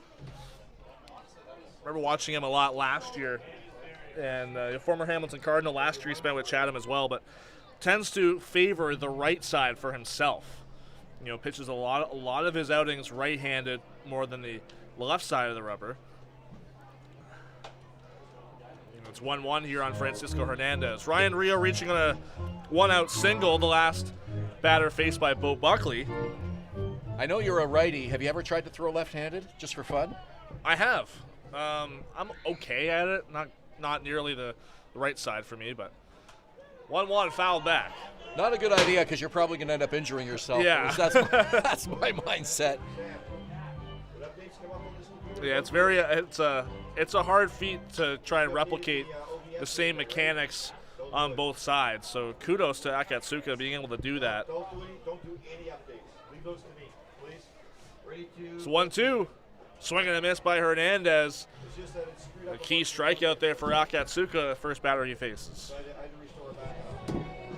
I throw right-handed as well, but I always loved Jimmy Key, the left-handed pitcher for the Blue Jays when I was a kid, and he was the one left-hander that I tried to impersonate when I was goofing around trying to throw from the other side, but it's something that if you don't do regularly and you're not used to it, it can really mess up your arm.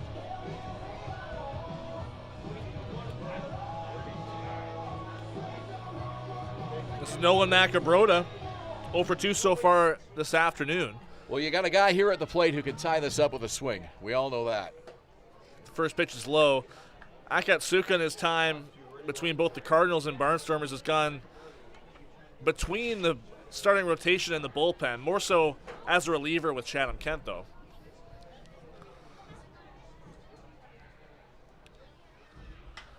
There's a little flare the other way for Macabroda, and it's going to get down past Broding all the way to the wall.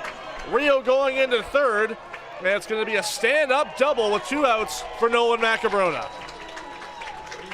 Really love that piece of hitting by Nolan Macabroda. He knows he has power, and it has to be tempting to swing out of your shoes and try to clear the fences, tie this game with one swing of the bat. Instead, a line drive just puts it in play, finds a good spot, and is able to keep this inning alive for the hot-hitting Adam Odd. Also looked like Andy Groening may have over-pursued that ball on the first hop. Coming in a little bit too early, it got past him, went to the wall, which allowed Macabroda to take extra bases and allowed Rio to take third. I was a little surprised we didn't maybe see a pinch runner for Ryan Rio in that situation, but not nearly as important here now that he's at third base. 2 outs still. Here's Adam Odd. Swings and misses at the first pitch. I think the thought there, not having a pinch runner, is Rio may come up again. Should there be a ninth inning situation, you want him to be able to put a ball in play. That'd be a situation should he reach then for a pinch runner. Still 2 outs here in the 7th. Odd fouls it off. Well, you got one of your hottest hitters at the plate here. You just want to keep this inning alive, put the ball in play. Try to get at least 1 run across home plate, if not 2. Biggest threat the Baycats have had this afternoon. They've had a runner in scoring position once, and that was back with Adam Odd's double in the 2nd inning. 1 swing could tie it. The 0-2, swing and a miss by Odd. Clutch strikeout from Akatsuka gets Chatham-Kent out of a jam. Baycats threatened, still can't put a run on the board. We go to the 8th inning. Ben Davy back on the mic to call this one for you here at Athletic Kulture Stadium. Plate at Park Place. The latest fashion, delicious dining, exciting entertainment. Hungry after the game? Stop by one of their patios or grab a sweet treat for a grand slam of flavors to satisfy every craving. Park Place, where every visit is a home run.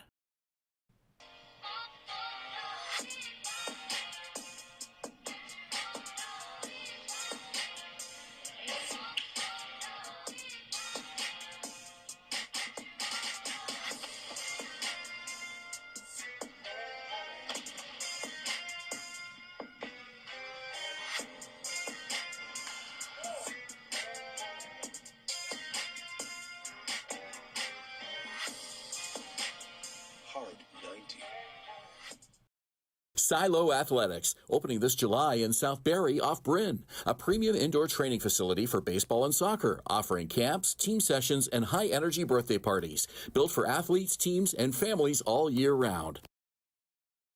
Thinking about doing a renovation but don't know where to find the best prices and quality? Go to Reno Liquidation Depot, where you'll find vanities, flooring, toilets, exterior doors, and so much more. Visit Reno Liquidation Depot today. The juice is the best way to add zing to your Jersey Mike sub. Real red wine vinegar and olive oil blend. And I like a lot of juice. Pour it on. Go ahead. Go on. I can take it. Ben Davy and Julius Hern at Athletic Kulture Stadium. The Baycats' 4-game winning streak in jeopardy as the Barnstormers will face Oscar Moretta, Barrie's 2nd pitcher of the afternoon. 3rd appearance of the year here for Moretta. Hasn't allowed an earned run yet. He's been really key in the back end of this Barrie bullpen. High velocity arm out of the right side. It might be a key contrast here for the Barnstormers facing a lefty for 7 innings. Really struggling at times against Juan Mejia. Now a much different story the Baycats hope here with Moretta. 22-year-old Dominican, 3 seasons in the Baltimore Orioles organization. Pitched 3 years in the Dominican Summer League as well. Proven bullpen production, and boy, they need him here, trailing 2-0 in the 8th inning.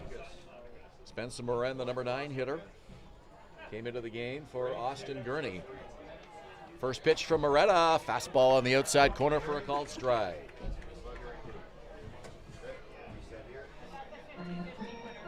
Two runs, 3 hits for the Barnstormers this afternoon. Certainly can't put any of the blame on Juan Mejia today. Swing and a miss. And quickly 0-2 here. Yeah, Mejia really kept these Barnstormers hitters at bay, and Josh Matlow got a really good outing out of him, and now with the 4th time through the order goes to the bullpen, and it's just been the Barrie Baycats bats. They haven't been able to really string a lot of hits together. They had their biggest threat last half inning in the 7th with 2 in scoring position, but still weren't able to plate anything. No balls, 2 strikes. Moretta delivers. Swing and a miss. Strike 3. Moran down on 3 pitches, 1 away. 3 straight Barnstormers to go down on strikes. Mejia getting Constantino. Shortstop number 44, Evan Morrison. Moran retired here now. Morrison to the plate. Sorry, that was Green at the plate, not Moran. Green down swinging, and now Morrison will bat with 1 away. This one hit to left field, foul. Just saw Consta Kurika up in the Barnstormers bullpen. It would be a short outing for Akatsuka if Kurika ends up starting the bottom of the 8th inning. So Constantino, Moran, and Green all down on strikes. And a swing and a miss there by Morrison. Morrison has reached base twice. Hit by a pitch, singled, and grounded out. 1 away. Moretta to the belt, delivers. And it's up the middle and into center field for a base hit. Morrison aboard for the 3rd time today. And here comes the right fielder, Kian Johnston. Right fielder number 17, Kian Johnson. 4 hits now for the Barnstormers, and Evan Morrison has accounted for 2 of them. Back-to-back plate appearances. He reached 3rd in the 6th.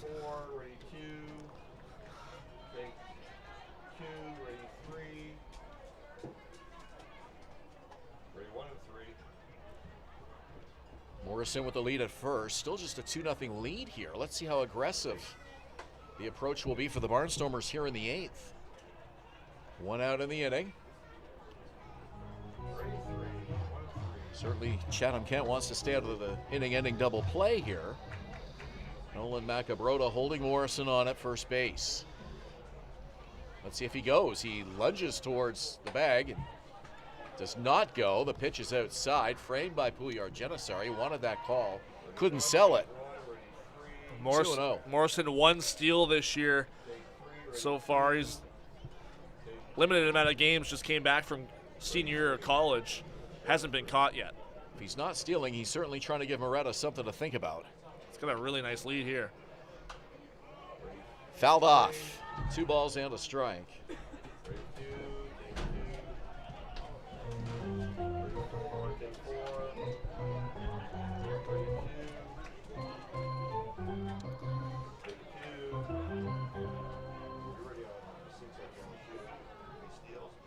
Morrison at first, 1 away. Moretta is ready. Here's the pitch.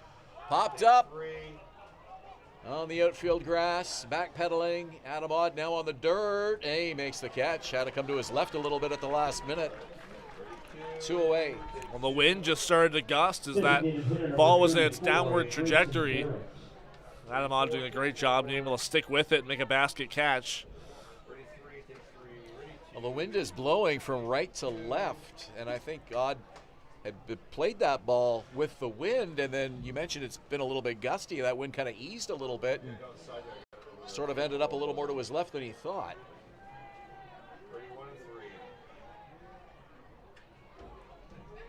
Runner goes. Pitch is low. The throw down. Not in time. So some aggressive base running by the Barnstormers today, and they get a man in scoring position now with 2 out.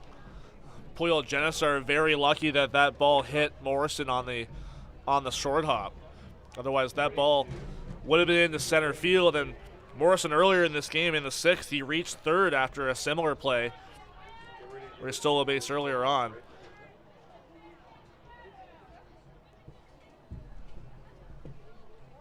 And now Moretta steps off. The tricky thing about playing a pop-up in the wind, such as we have here today, is you're not playing the ball where you're playing the ball where you think it's going to end up, not where it is going to end up if it continues its trajectory. It's kind of a guessing game. You'll just kind of have to track it the whole way pretty much. Moretta's pitch, and it's a line drive to left field for a base hit. They're going to send the runner. Here comes Morrison. Here's the throw. Not in time. And the Barnstormers lead by 3. That's an RBI single for Grayson Barrett. Chatham-Kent gets their biggest lead of the afternoon. That could have been a much worse play for the Barrie Baycats. That one nearly short-hopped Brendan Daly in left field, and he actually barehanded that ball. I'm not sure if you caught that, Ben. He barehanded that ball and fired it into the infield. Made the play much closer than it otherwise would have been. That could have been extra bases had that got by Daly.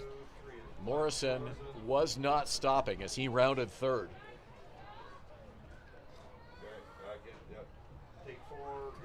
So it's 3-0 Chatham-Kent.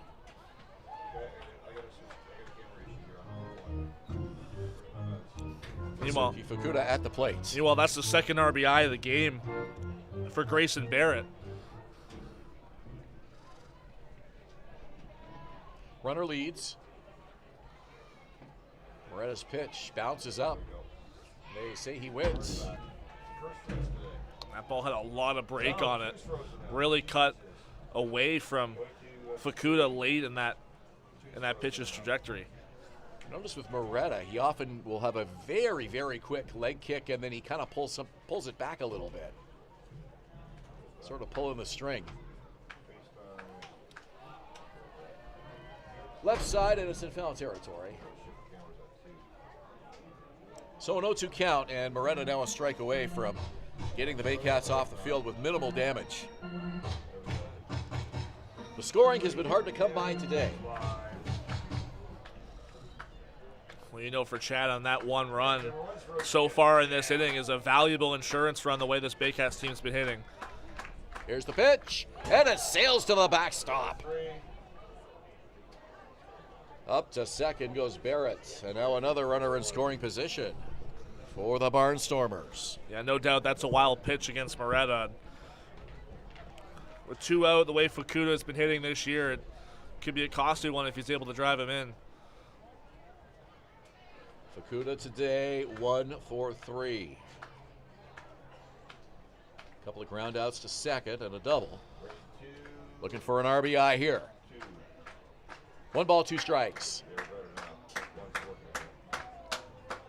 Puyol Genesar with the target as Moretta delivers. And it's lifted high to right center field. It'll hang up there. Kadesijo to his left makes the catch. But not before the Barnstormers add to their 2-0 lead with another run and an RBI single by Grayson Barrett. It's 3-0 Chatham-Kent as we go to the bottom of the 8th inning here at Athletic Culture Stadium in Springwater.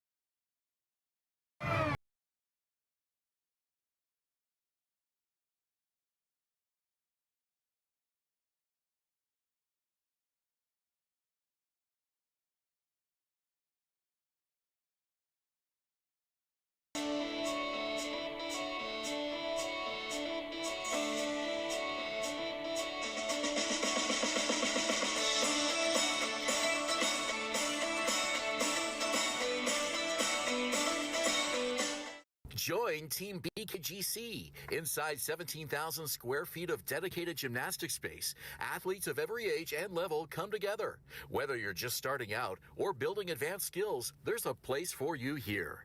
BKGC, building confidence, community, and champions since 1965. Visit Alliance Billiards and Sports in the northeast end of Barrie. A fun, friendly family environment offering pool, darts, karaoke, and live entertainment. Enjoy a large variety of delicious food and drinks on the patio. You'll come as a stranger and leave as a friend.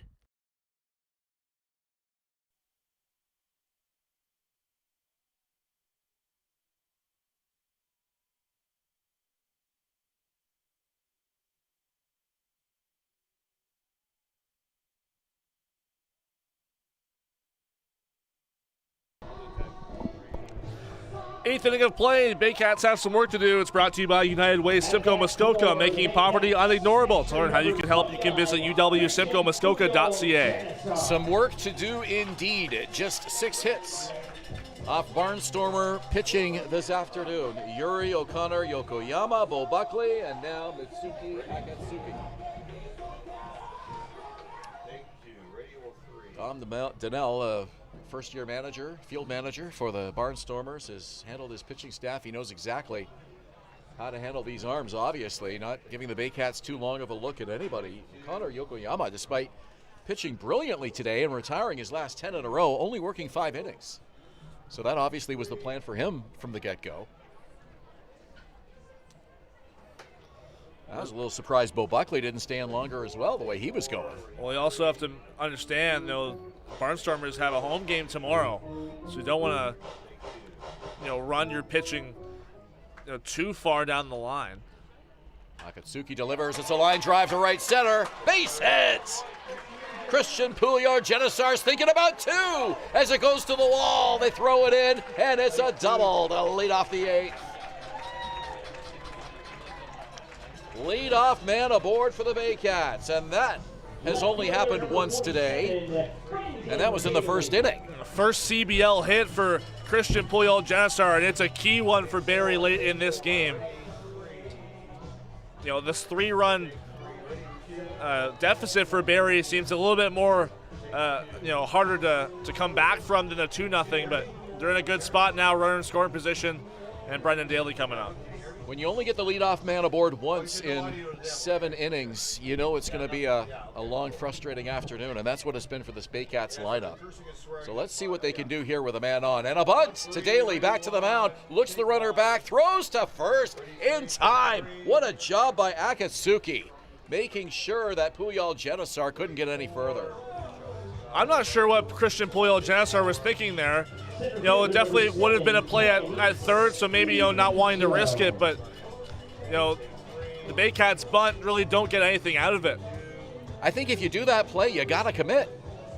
And it kind of looked like Pouliot-Genesar was sort of waiting for the throw before committing to third, and almost got himself in a rundown there. But I'm not sure if he got a great secondary lead there, but nonetheless, Akatsuka making a great play off the mound. So the Baycats basically handing out to the Barnstormers. Certainly you don't want to do that when you've only got 6 outs to work with. Bunts it right back to the mound and don't even advance the runner. That kind of stuff, I know, just drives manager Josh Matlow out of his mind. There have been a lot of mental mistakes lately, a lot of defensive errors. And you look at all of that, and this team is still 5-1.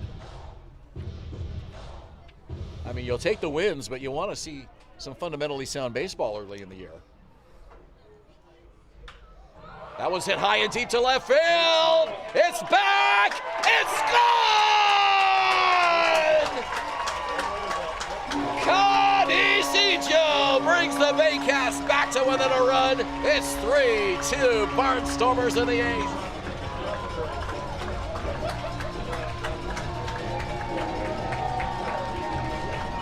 Kadisi right there just made up for that bunt a moment ago.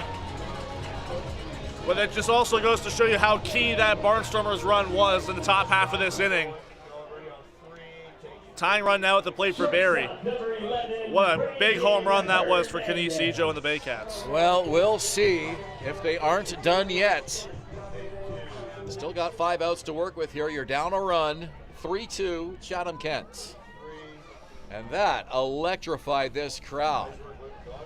Back to the mound. The throw in time.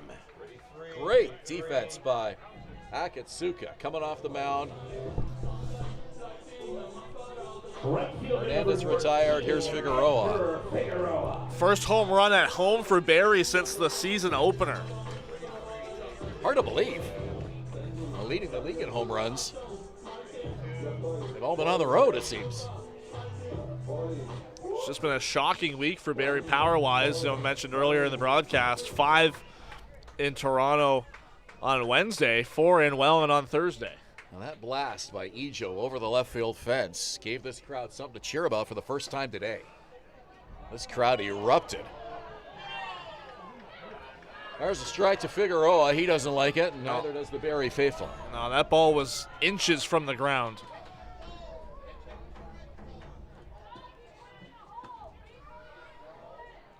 Oh, 1 pitch. They appeal, and he did not go. Akatsuka with that little hesitation on the leg race. Seems to do that very well, just to try to throw off the hitter's timing at the plate. There's the pitch. Inside corner for a strike. Also noticed here, Akatsuka has only been pitching right-handed this ballgame. Hasn't switched to the left side yet. Home plate umpire Scott Cameron calling them down on the zone and then in on that one. 1-2 pitch on the way, and that one is down. Figueroa working the count even here. 2 balls, 2 strikes. Nobody on. We're in the bottom of the 8th. 3-2 Chatham-Kent.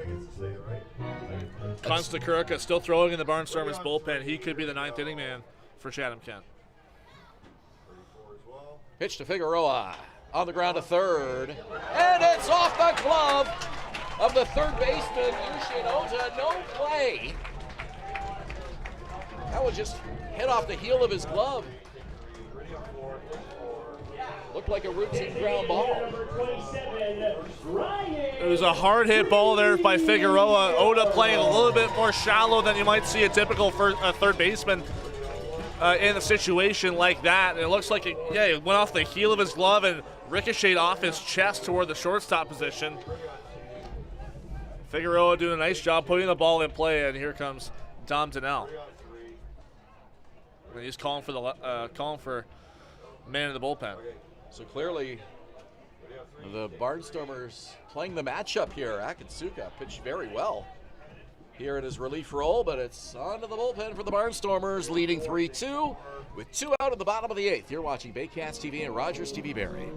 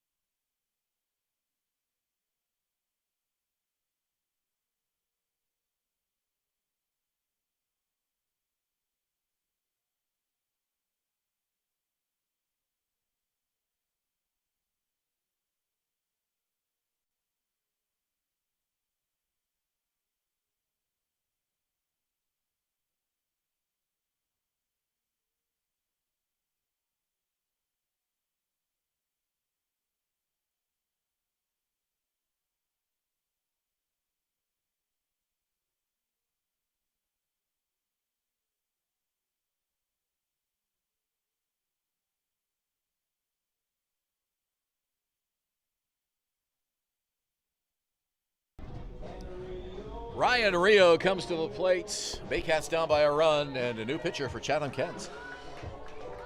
Finnish import Costa Rica just one outing so far this season. It was in that 9-0 shutout loss to Hamilton. He pitched 2 innings, allowed 3 earned runs on 4 hits, 2 walks, had 2 strikeouts. Guy with an extensive background in Europe, pitching for the Finnish national team. Runner goes, first pitch on the ground. Green has it, and that'll do it. 1 pitch, and Karika gets the Barnstormers off the field with the lead. 3-2, Chatham-Kent, we played 8. You're watching Baycats TV and Rogers TV Barrie.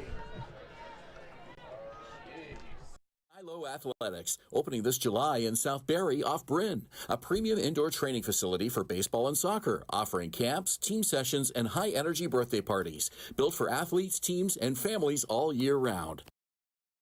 Step up to the plate at Park Place. The latest fashion, delicious dining, exciting entertainment. Hungry after the game? Stop by one of their patios or grab a sweet treat for a grand slam of flavors to satisfy every craving.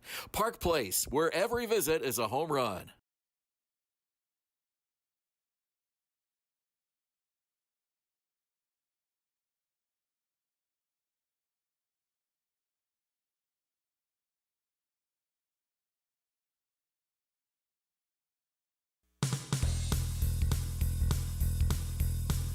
Join us this summer at the Baycats Summer Baseball Camp.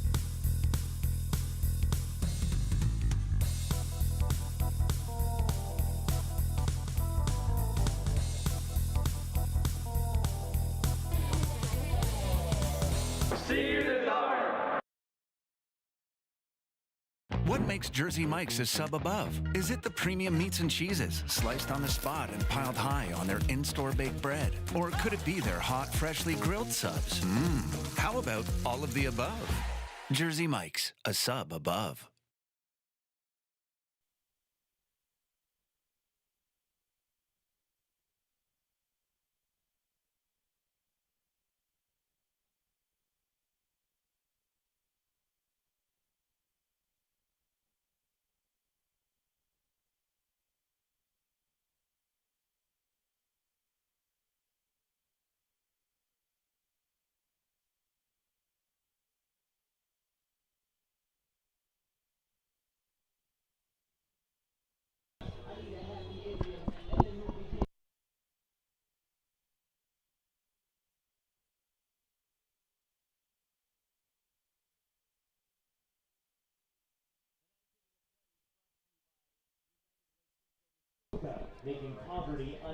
We go to the top of the 9th inning. It's the Baycats and the Barnstormers. Barrie trailing 3-2, and the Baycats bring Braden Pakala into pitch.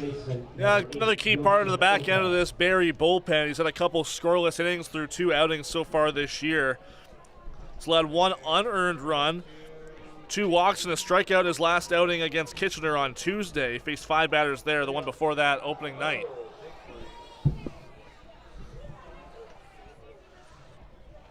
So Pakala, the 3rd pitcher of the afternoon for manager Josh Matlow.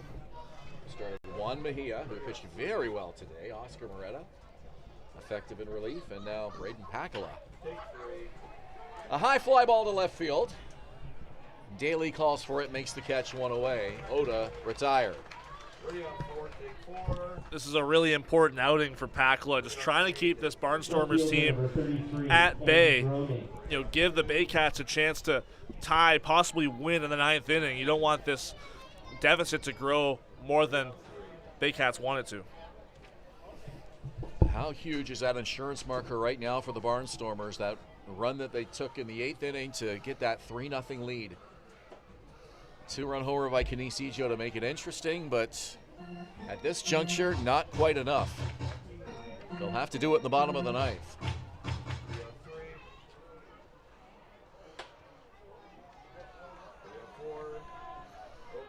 We could sense it a few innings ago when we said this game is the way it's going. It's either going to be a massive disappointment or another thrilling come from behind walk-off win, more than likely. That's what the Baycats will have to do here today. Well, especially in front of this crowd in this Junior Baycats Saturday afternoon ball game. You know, the Baycats don't want to lose in front of a crowd like this. 2 walk-off wins at home in a row. How would you like a third, Julius, today? These fans would love it. You got to call the one here on Tuesday night. I'm sure for Josh Matlow, he doesn't want the heart rate that high so consistently. A walk to Groning. Have to call these guys the cardiac kids. First baseman number 27, Owen. Well, a 5-1 record, like we mentioned. Certainly nobody's pushing the panic button, but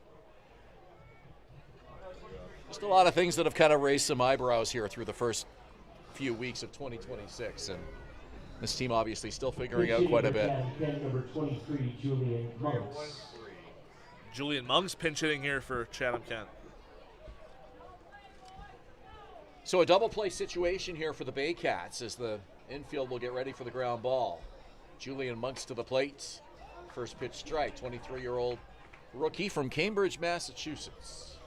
Yeah, born in the United States, but grew up a lot in France. Actually, has appeared regularly for the French national team in the last European Championship.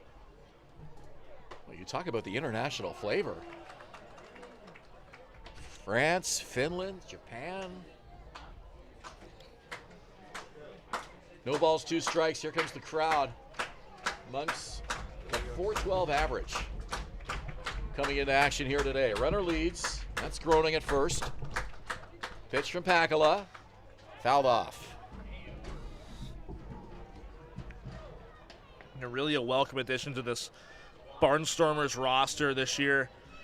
First year in the CBL, went 8 for 24 in the last European Championship for France. Had an RBI in there as well.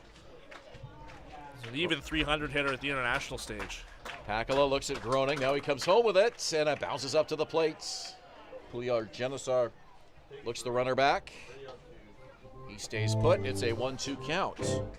Man, would Pakala love a double play here.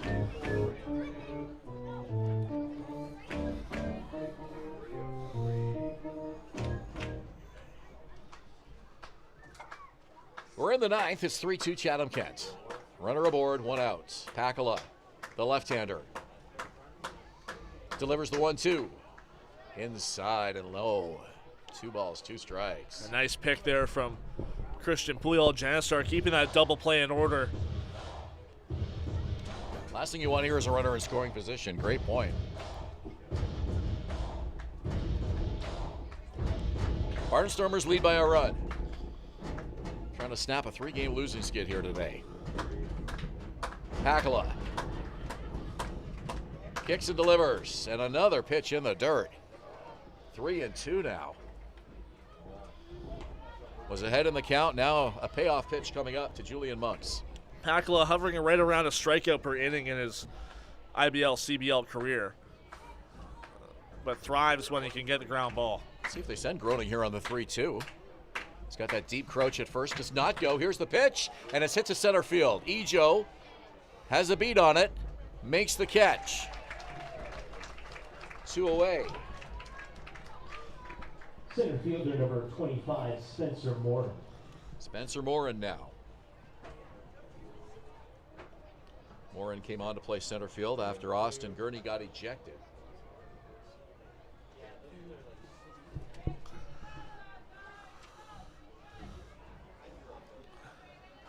So 2 out in the inning. You got to wonder if Groning might go here. Pakala hasn't looked at him once before coming set.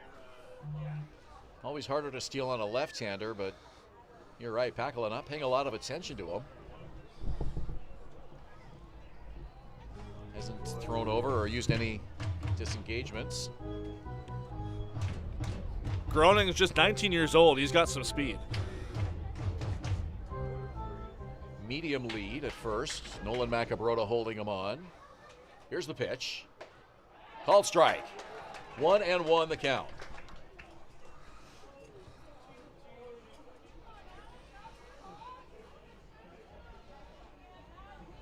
If Morin gets on, it's back to the top of the order for Thomas Green.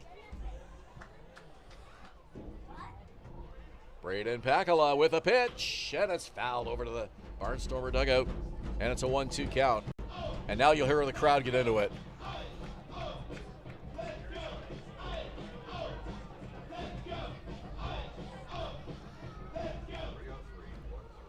Braden Pakala looking to get the Baycats up to bat in the bottom of the ninth inning, trailing by a run. 1 ball, 2 strikes, 2 out, runner at first. Here comes the crowd, and here comes the pitch. Just missed outside. Christian Pouliot Genassar thought he had it. He framed it, did not get the call. And it's a 2-2 count. That was a great take there by Spencer Moore, and a breaking ball just missed on the outside part of the plate from Pakala. Probably could have done something with that pitch if he wanted to, but he was taken all the way. 2-2 the count. Here's the pitch. Swung on and missed! Braden Pakala with a clutch strikeout in the ninth, and the Baycats will try to walk it off for the 3rd straight time here at home when we return.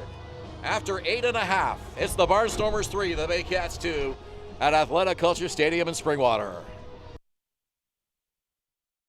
From Hern and Barrie Chrysler Dodge Jeep Ram. This year, we are the community partners of the Barrie Baycats. Community is near and dear to our hearts here at the dealerships and one of our core values, so we can support local and shop local.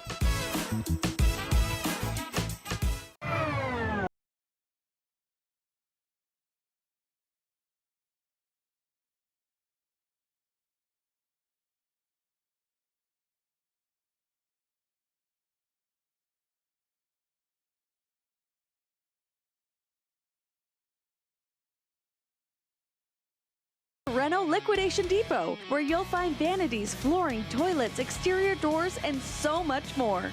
Visit Renault Liquidation Depot today. Danielle May Real Estate, supporting the Barrie Baycats and ready to help with all of your real estate questions. What is your home worth? Should you sell now or wait? Danielle is dedicated to your success. The next time you think real estate, think Danielle May.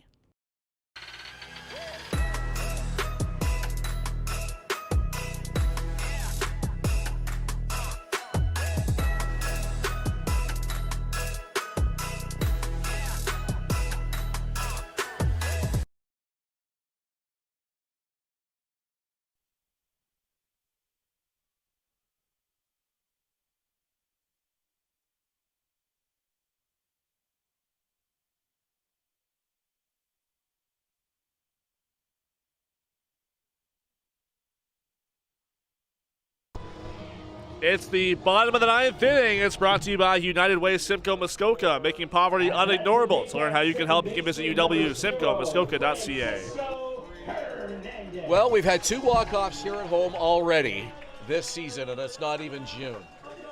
The Baycats will try to give these fans a 3rd. It's Francisco Hernandez to lead it off in the bottom of the ninth. They're trailing by a run, and the first pitch is inside. That was a purpose pitch right there from Costa Rica. Another pitch inside. He's behind 2-0. And you don't want to put him on. It's one thing to back him off the plate. Tying run at the plate, winning run on deck. Fouled off. Carica working very quickly here. Gets a new baseball. Francisco is 0 for 3 today. They need him here. 2-1 the count. Correa kicks and deals, and this one up the middle into center field. There's a base hit for Francisco Hernandez. And that's how you break it 0 for 3 afternoon. A leadoff hit in the bottom of the ninth inning.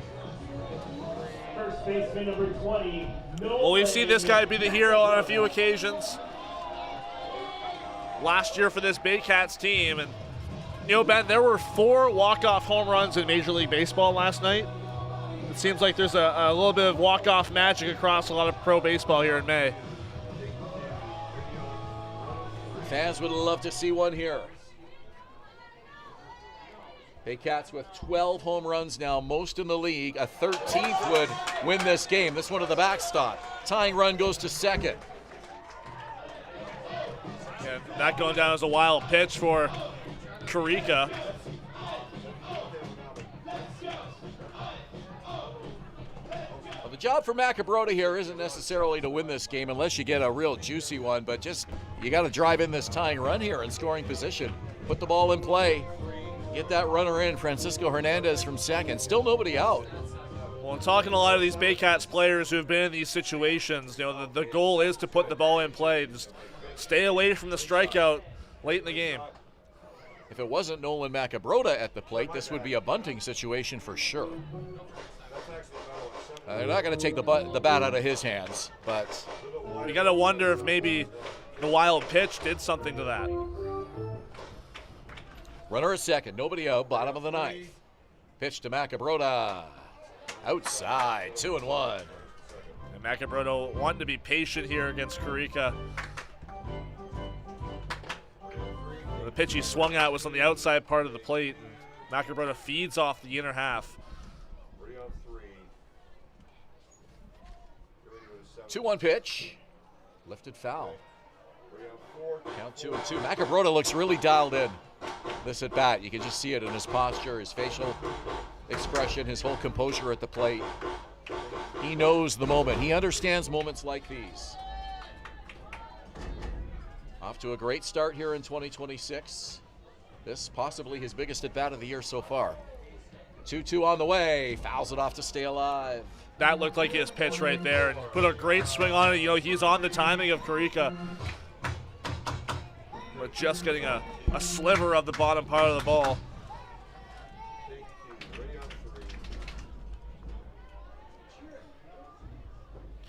Two balls, two strikes, nobody out. Runner at second, that's Francisco Hernandez. Here's the pitch. Swing and a miss. Tag applied, one away. Big strikeout for Carica, and that first out kind of carry your energy-wise throughout the rest of the inning. Again, as I was saying, the Baycats, they have to put the ball in play. They can't be going down on strikes like that. Put pressure on the defense. It's done wonders for them the first two walk-off wins. They just did exactly that. Adamad 1 for 3 with a double. Likes to swing at the first pitch, see if he does it here. He does, and he can't connect. That was a home run cut for sure. Just a little bit behind that fastball from Carica. Count 0-1. Pitch to Odd. Swings and misses. Strike two. Behind it again. That one further on the outside part of the plate. Action in both bullpens should this game continue. Carlos Sano for Barrie. Catalin Morin, a left-hander for Chatham-Kent. Now, how huge was that wild pitch now? Runner at second base. It takes away the game-ending double play. Unless he gets doubled off. 0-2 on the way. Here it comes. And it's chopped foul. Odd, very lucky to spoil that pitch. Breaking ball had some inside movement. We mentioned the two walk-off wins here at home. The last two games Barrie played. 5-4 win over Welland. And then a game Julius called here on Tuesday night against Kitchener, a 6-5 walk-off win. They're looking to do it for the third time in a row here at home. 0-2 pitch on the way. Swing and a miss. Great pitching here by Constant Carica. He gets Macabrota, he gets Odd, and there's two out in the inning. Catcher number 29, Christian Puyol. And this game will hinge on the bat of Christian Puyol, Genesar the rookie. He came through last inning with a double, later scored on Kenisi Ijo's two-run home run. But he came up, against the Welland Jackfish in that walk-off first plate appearance of the season. He wanted to put the ball in play. He'll have the same strategy here. On the ground, to second, Green, and the Barnstormers win it. Chatham-Kent holds on for a 3-2 victory here this afternoon to snap Barrie's 4-game win streak. Just some great clutch pitching here for the Chatham-Kent Barnstormers. Yuri O'Connor Yokoyama was brilliant through 5 innings. He'll get the win. And then Constant Carica to close it out, gave up the base hit to lead it off, but 2 clutch strikeouts and an easy ground out gives his team a much-needed victory, snapping a 3-game losing streak. And the Baycats won't have to wait long to try to get one back against the Barnstormers. They're right back here on Thursday night at Athletic Culture Stadium. It's 7:38 first pitch. Julius and I will have the broadcast for you. If you can't make it out and join us, we'll have it here on Rogers TV and Baycats TV on YouTube. Enjoy the rest of your weekend, everybody. For Julius, Hern, and our entire Baycats TV crew, my name is Ben Davy. Good night from Springwater Township.